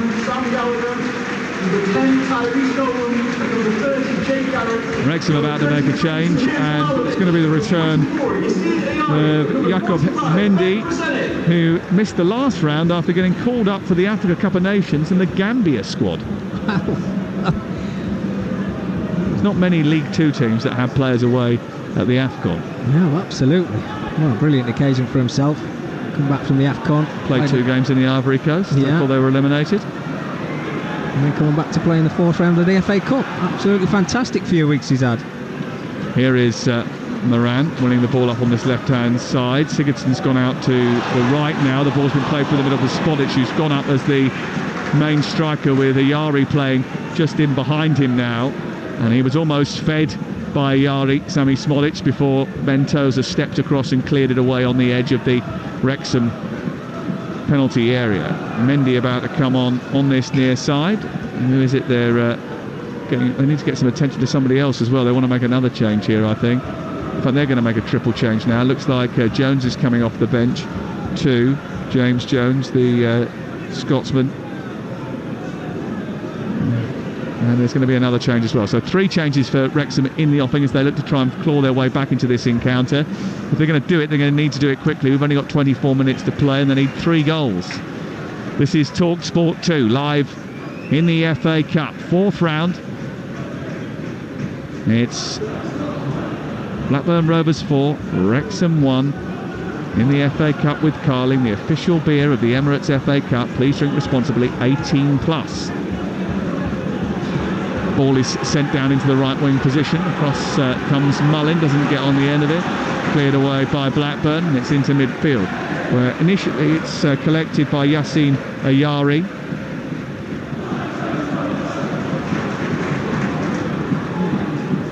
And up towards that right hand side, and Blackburn tried their desperate best to try and get on the end of it. And Jordan Tunnicliffe is going to be the other of those 3 substitutes about to come on for Wrexham as the ball's cleared by Wrexham. Mullin wins what he thinks is a free kick over on the far side. The referee's having none of it, and the ball's brought away rather easily by Blackburn Rovers. Been a bit of a frustrated centre forward, Paul Mullin, Sam, hasn't he, really, in this second half? He's not really had the service. I said that he never stops running. He's always been like that as a player, and he won't stop. I just wonder whether Phil Parkinson, I'm sure he's got communication with his coaches down on that. Elliot Lee from inside his own half chips the goalkeeper. He tries to find the net, and he's so close to doing so. Well, it was a mistake by Adam Wharton which gave the ball away, and Elliot Lee picked it up just short of the halfway line in the centre circle, spotted the goalkeeper off his line, floated the ball goalwards, and it was what? well, maybe 5 yards wide of the right-hand upright. What an effort. Absolutely fantastic. Well, had Pears interested. It certainly did. I mean, he was trundling back towards his goal line, wasn't he? And it wasn't too far short. I mean, if it was on target, certainly was going to drop into the back of the net with Pears just in no man's land, let's be honest with you. And that's maybe the opportunity that Wrexham have been looking for. They're making these changes now, Sam. And I'm just wondering, I touched on it there, Phil Parkinson, whether he's got communication with his coaches in the technical area, maybe having one eye now on that game against Salford, because it's important that they keep winning in League Two, because Stockport look as if they're not going to go away. Mansfield are up there, Notts County are certainly knocking on the door as well. I just thought he might have had a look at Paul Munn and thinking they're 4-1 down, let's keep them fresh for the weekend. Indeed. But if you take Paul Mullin off, he has a go at you. Yeah, that's true. So they're probably not going to do that. I remember actually he pulled his hamstring in the game against, was it Sheffield United last year, and they tried to take him off, and he was like, no, I'm fine. You're really not fine. Well, you want that from your players, don't you? I mean, we all carry niggling injuries when you're a player. I know hamstrings are a little bit different, but you want to be out there playing against better teams. Sigurdsson for Blackburn takes it down on his chest on the right-hand side of a lovely crossfield ball by the new Swedish international. The ball poked towards the edge of the box, and there was that handball there. Smodic thought that it was. The referee says no, and it's cleared away. Out on the far side the ball goes. The Blackburn fans aren't happy. The Wrexham fans are trying to urge their team back into the contest. We've got 20 minutes to go here. The ball is collected right side. Tronstadt, who scored a terrific goal, breaks down the right into the advanced position, approaching the edge of the penalty area. He plays it back to Moran, and then right touch to the touchline, far side in front of the Riverside stand. It's at the feet of Tronstadt. They bring it back. Elliot Lee gets it to his goalkeeper, and it was a little bit tight for Okonkwo, who manages to get it up over towards the halfway line, where it's the preserve of Rankin Costello. There's two ways to approach the game now if you're Blackburn Rovers. Do you sit back and just hang on to this 4-1 lead and just cruise into the 5th round of the FA Cup, or do you actually go and enjoy yourself for the remaining minutes of the game and maybe add to the goals that you've already got? Well, it certainly looks like it's going to be the latter. Crisanu's come out and playing left wing back now, sends the ball down the left. Yasin Asari gets the ball towards the edge of the penalty area. It's taken on by Telalovic. He gets down by the corner and sends the ball back towards Crisane, who's crossing to the box. Actually, it was a really dangerous one, and the goalkeeper didn't know whether to come or not. They can't clear their lines at the moment, Wrexham, as Blackburn Rovers come steaming forward once again. It's picked up by Rankin Costello, who slaloms his way to the edge of the box, fires it into Sammy Smodic, who tried to just flick the ball up and round Ben Tozer.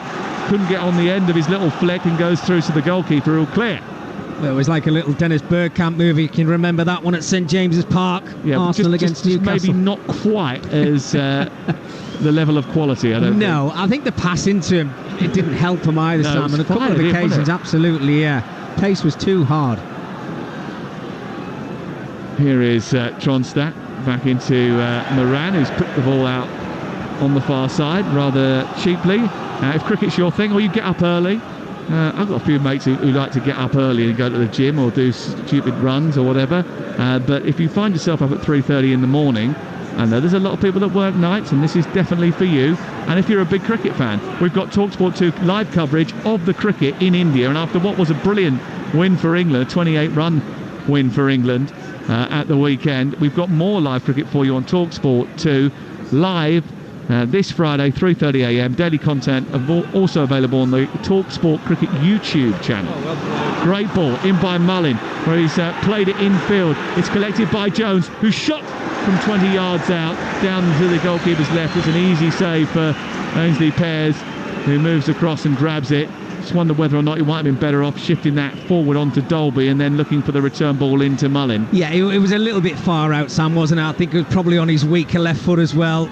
But he just got his head down and just wanted to get his strike away. No intent in it, really. And you're right, I think there was an extra pass to be made. Maybe a little give and go, which would have made a better angle, a better opportunity for them. And I think that kind of sums up their second half, if I'm completely honest with you, Wrexham. I don't think they've really looked much of a threat as they did, certainly in that first 45 minutes. Moran breaking down the centre, plays it into gets the ball into the right channel, tries to clip the ball centrally, and it goes onto the roof of the net because he double tapped that as he got to the back line. Hit his right-footed cross onto his left, and it goes behind for a goal kick. Yeah, it's petering out a little bit, and I think that's full credit to Blackburn. They've done what they've had to do. They've got that fourth and probably all-important goal where they can now enjoy the game until the end, the last 20 minutes of the game. And maybe Wrexham, I beg your pardon, they've got to come up with answers. And have they got the quality? I touched on Paul Mullen. He's not really had that service in this second 45 minutes. He's been chasing, everything basically when that ball's went in behind, but he needs better quality from his midfield players, and I just don't quite think it's there now. They're running out of steam. Yes, they've made a few changes, but I do now start to think, Sam, that they've maybe got that one eye on Salford in the League 2 game next week. You don't want to be presumptuous because the game's still ongoing and there's 17 minutes to go, but the way it looks at this moment in time as the ball is sent into the path of Chris Sane, who's just sort of bullied his way past Tunnicliffe and almost got on the end of a through ball. It's away by Okonkwo and up over halfway.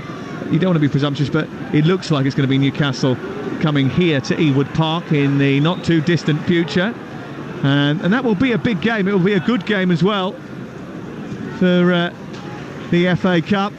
I think Newcastle will look at this and think, John Dahl Thomason's team give up chances. They're pretty resolute at the back, Newcastle. They can see a path to the quarter-finals themselves, but I'm sure that Blackburn Rovers will be thinking the same thing. Oh, absolutely.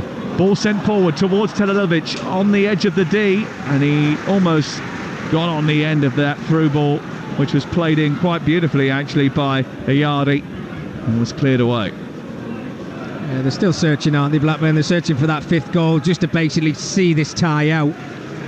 They've enjoyed themselves tonight. Probably didn't enjoy the first 20 minutes of the game, but I think from that moment they've looked the more dominant side, they've showed better quality in that final third.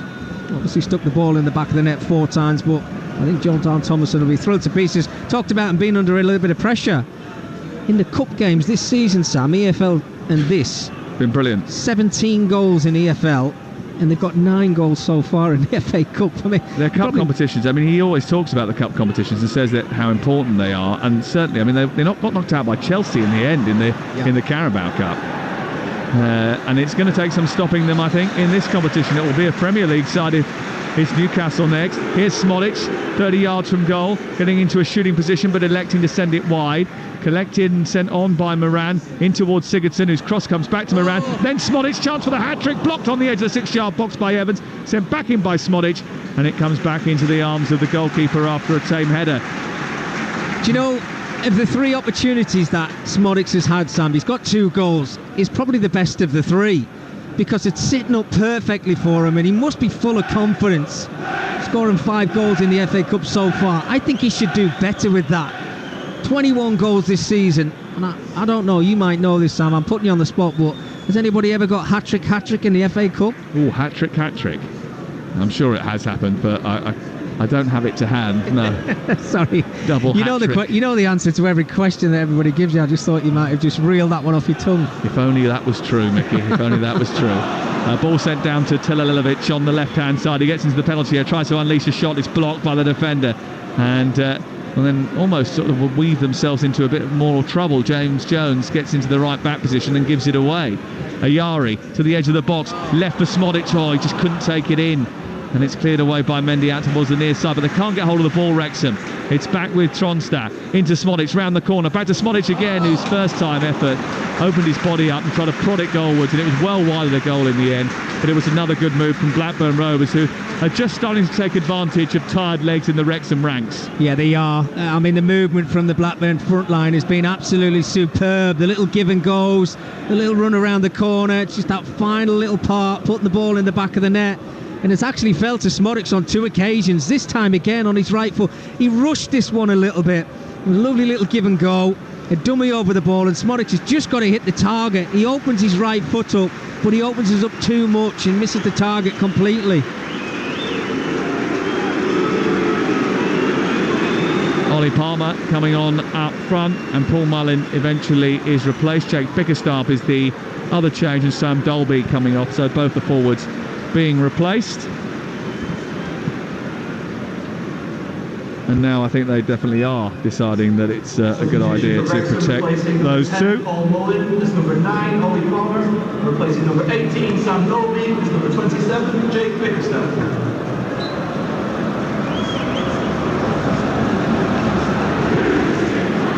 Talksport 2 with 12 minutes remaining. And Wrexham find themselves 4-1 down in the FA Cup. The FA Cup draw, which is looking a little bit more... well, there's a bit more clarity to it now, with Wrexham looking as if they're out of the picture. Newcastle not going to be the ones that go to the racecourse ground. It's going to be Blackburn, Newcastle, and the Alan Shearer Derby, I think that's called now. Yeah. No, absolutely. Legend here. Sorry, Sam. Legend here, winning the Premier League with Blackburn Rovers, and then what he achieved at Newcastle. Well, it's going to be a Wrexham free kick over on the far side, which James McLean is going to toss in. The goal now will certainly pique our interest. McLean to take it, left-footed, swinging it towards the back edge of the penalty area. It's headed down and drops towards the edge of the box. Lee keeps it alive. He would have loved to have played Newcastle, wouldn't he? Mendy drives it into the penalty area. They're going to leave that and let that go behind for a goal kick, and that is exactly what it does. And it's a goal kick for Ainsley Pears away on the right-hand side. Yeah, I mean, we're into the final 10 minutes just about now of the game, and I think you can see some of these Wrexham players, their heads have dipped a little bit. They've come here, brilliant following, I have to say. Over 7,000 travelling down. It's been absolutely sensational atmosphere in the stadium, and they certainly played their part for 45 minutes. I just think the better quality has shone through from Blackburn Rovers from the Championship side in this second 45 minutes, and they're seeing the game out now, Sam. They know that they're going to be playing Newcastle. The hard work's done. The 4 goals that they've got, and you just hope that it brings a little bit more confidence back to the side. Picked up on this near touchline by Telelevic, and it's into Smodic, who drives the ball straight from a difficult angle really at the goalkeeper, and it was a little bit ambitious, I think, from Sammy Smodic. I wouldn't be surprised if he is soon replaced. And they are warming up Tom Aitchison on this near side, which might mean that Smodic ends up having a bit of a rest ahead of their game at the weekend against Queen's Park Rangers here.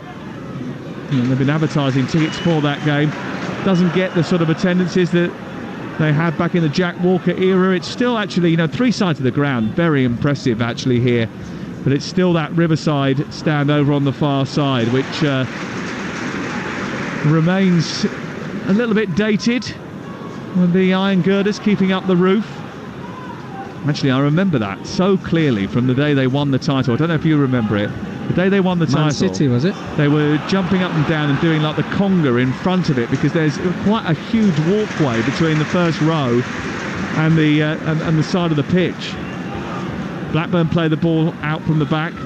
It's elevated out towards the near side, collected by Hyam, who steers it into midfield.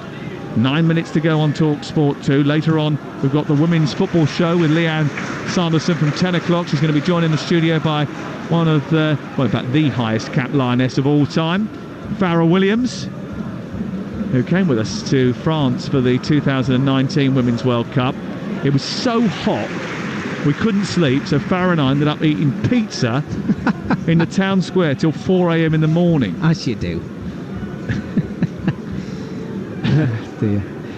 Ball out towards the right-hand side. That's on Talksport 2 at 10 o'clock tonight. I'm sure it'll be just as good, if not more informed, conversation tonight with Leanne. Ball chested down. Wrexham trying to come forward.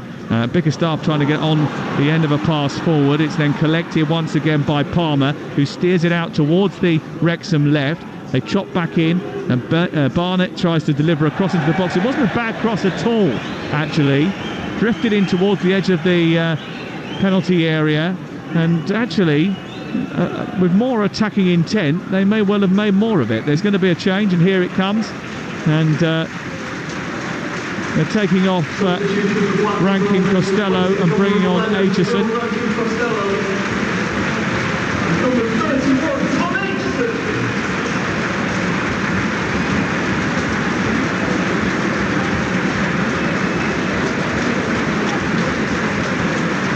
And with 7.5 minutes remaining, Tom Aitchison gets the opportunity, the youngster, to come and play in the back line. He gets a high five from Sami Smodic. And Blackburn have the ball deep inside their own territory.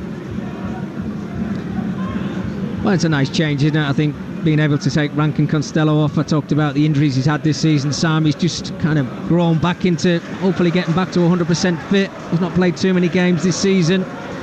Gives another youngster an opportunity, as they certainly did in the last round against Cambridge. I think it was a 15-year-old came on the pitch in Rory Finneran, who I think had to get permission from his parents and from the school to actually play in the game, which was in the build-up to the game was incredible.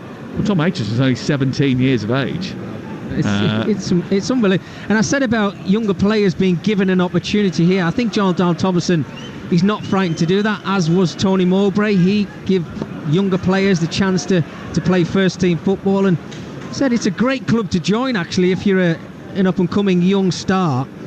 You know you're going to get your chance at Blackburn Rovers. I just wouldn't think, if I was a parent, of looking anywhere else.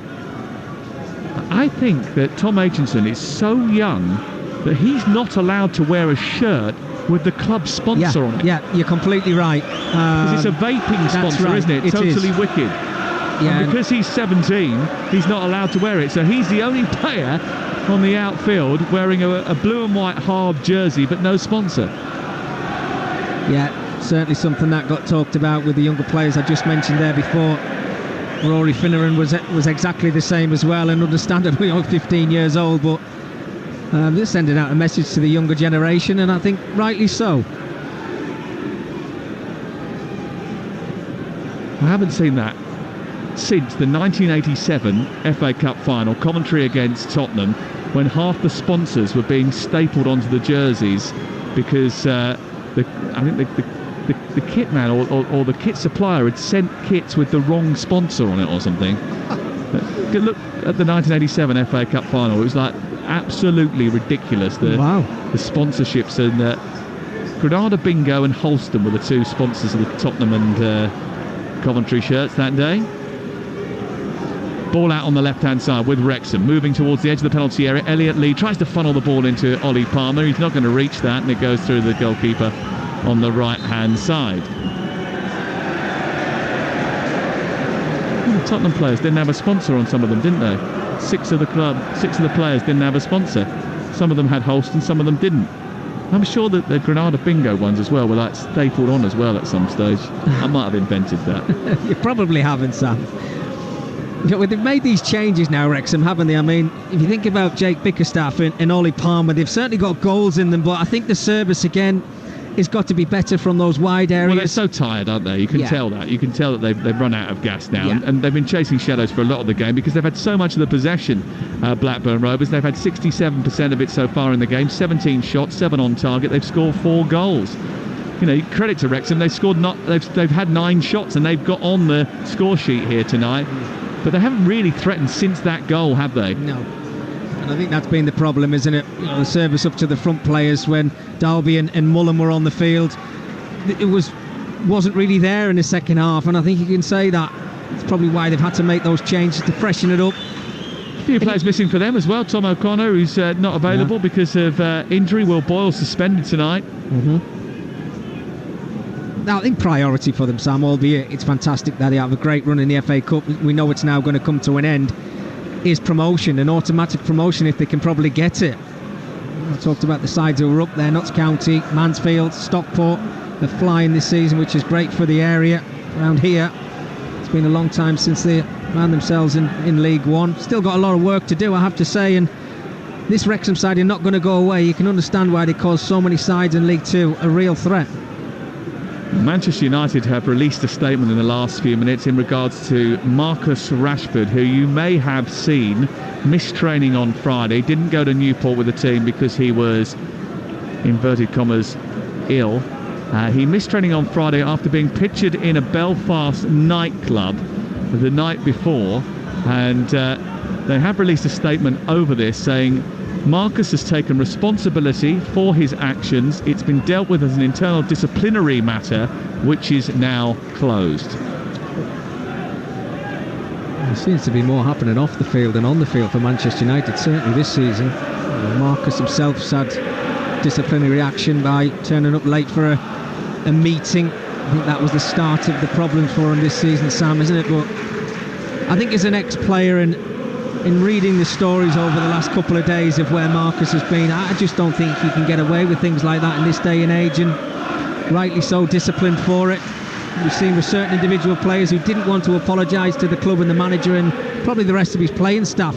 It looks like Marcus has certainly done the opposite. It might take a couple of weeks before you see him back in a Manchester United shirt, but he's certainly paying the penalty for it. Well, I can imagine if you're Jadon Sancho, you're asking the question, how on earth am I getting told off for turning up late every now and again? And yet Marcus Rashford is pictured in a Belfast nightclub. There have been other incidents that I'm sure, I mean, it's not an isolated case, is it? No. Let's be honest. And yet this is an internal disciplinary matter that is now closed. Well, we shall see. Listen, Marcus Rashford is a brilliant player. I want him to be a success.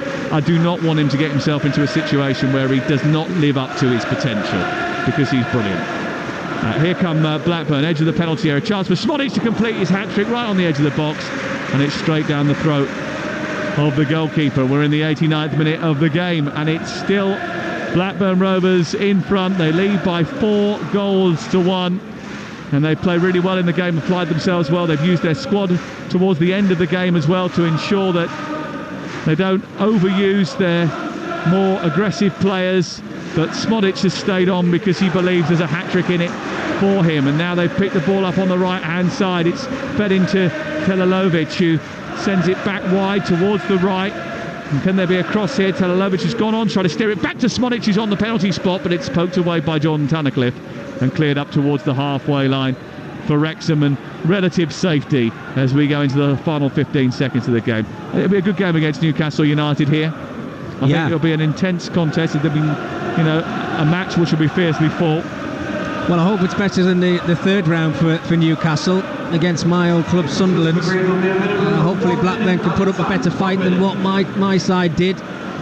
And when you look at the quality that Blackburn have got, they certainly play with the intensity they have done in this game. They will make it difficult for Newcastle with the quality that they've got in their team. I'm sure Eddie Howe wants to take it very seriously, FA Cup this season. Looks like they're going to struggle to finish in that top 4, so probably turns out to be priority number 1 for them, Sam. The player of the match has just been announced, and it's Scott Wharton. As good as Scott Wharton has been, and the Blackburn defence have been very good. If I was Sammy Smodic, I might be a little bit annoyed about that. Yeah, I mean, maybe one of the criticisms you give to Smodic, I mean, he's got his 2 goals, but he's had 4 big opportunities in the second half, and he's not been able to put the ball in the back of the net. I talked about that hat-trick. Well, he's doing his damnedest, isn't he, to not get that 3rd goal tonight. And when you think about the 21 goals he's got this season, he's not going to get a better opportunity. Well, the FA Cup's famous giant killers, the Red Dragons of Wrexham, are slayed by Championship Blackburn, who kill off Wrexham's hopes of reaching the 5th round for the first time since 1997, and the chance to welcome Premier League opposition to the racecourse. Instead, it will be a reunion between John Dahl Thomaston and his former club Newcastle United for a place in the quarter-finals of the FA Cup. They went 1-0 down to Wrexham, Andy Cannon scoring the opener after 19 minutes. But Smodic scored twice, Gallagher got on the score sheet before half-time, and that gave them a healthy lead that was extended after the break by Sondre Tronstad, who finished off the encounter just before the hour mark. And as a result, it's Blackburn Rovers who go through to round 5. They've beaten Wrexham by 4 goals to 1. Thank you very much, Sam Matterface, watching with Mickey Gray at Ewood Park there. A big win for Blackburn there, setting up that game with so many historical moments over the years. The Alan Shearer link as well between Blackburn and Newcastle. And Mickey, that was we said that Wrexham needed to get another goal there, and it felt like the first half was one of those exhilarating, explosive FA Cup ties, and the second one just didn't quite live up to it. Yeah, it was a bit disappointing, I think, from a Wrexham perspective, Johnny, in that second half. We were hoping from a neutral perspective that they would get that second goal and make more of a tie of it in the second half, because they couldn't really get their crowd involved in the game as much as he did in that first 45 minutes. And take nothing away from Blackburn Rovers. I think they approached the game in the right manner, and they come out in the second half. They knew that they still had a job to do. And when that fourth goal went in, I think you could feel the energy being sapped out of those Wrexham players. But look, they played their part. There's no question of that, and they're going to play their part throughout the whole of the season in League Two, and hopefully get promoted at the end of the season. But I think full credit to John Dahl Thomason and his players tonight. They approached it in the right manner, and they've got their just rewards. Yeah, he really needed this victory given their league position, 18th in the Championship at the moment. When it comes to the fifth round, when they host Newcastle United, do you give them much of a chance? Do you think that maybe Blackburn can pull off a little bit of a surprise there? Well, if they play anything like they have done tonight, then absolutely, because they've got the players in the forward areas who can certainly cause Newcastle problems at the back. It's whether they can keep clean sheets, because they've conceded so many goals, Blackburn Rovers. I know they've only conceded one tonight, but 53 in the league is too many. They hopefully have players coming back from injury, but I've seen some really positive performances tonight. You know, the man of the match, Scott Wharton, tonight had a very good game alongside Dom Hyam. So there's no doubt John Dahl Thomason will be relishing and looking forward to playing against his old club. And as you said there before, it's the Alan Shearer derby as well. So it's going to be a brilliant atmosphere in the stadium. I'm sure the Geordies will travel in the thousands, probably another 6,000 or 7,000 in that Darwin end when they do play against each other. I think it's on the 26th of February, I think it is. So that's certainly a date to put in your diary, and I just hope I'm here. I'd love to do that game. It'd be fantastic. Yeah, I do hope that one's live on Talksport or Talksport 2. When you look at the away end at the moment, a lot of the talk before this was that Wrexham are taking 7,000 fans. And actually, I don't know whether Wrexham would have taken 7,000 fans whether they had been bought by Ryan Reynolds and Rob, because, you know, it's a mouth-watering game for a club in League Two to go to a Championship side. But do you think those fans have enjoyed themselves? They look like they're still in good spirits despite the result? Yeah, they enjoyed themselves tonight, Johnny. Absolutely. I mean, if you're travelling a long way, and it is quite a long way, 7,300 Wrexham supporters, they came here. The atmosphere in the first half, I have to say, and the build-up before the game was sensational. It was all down to them. They stoked up the atmosphere in the stadium. I thought the first half was excellent. They played their part. They were the 12th man. They'll have enjoyed their day out, but I think they know that there's more things domestic to maybe look at and concentrate more on now. They've had a good little cup run, which is great for them, but I think now they've got to knuckle down and start winning football matches and hopefully stay in that top two in League Two. Yeah, 2 promotions back-to-back would be big for Wrexham. Thank you very much, Mickey Gray. He was alongside our commentator Sam Matterface this evening. Loads more live football coming up across the Talksport network, starting with Black...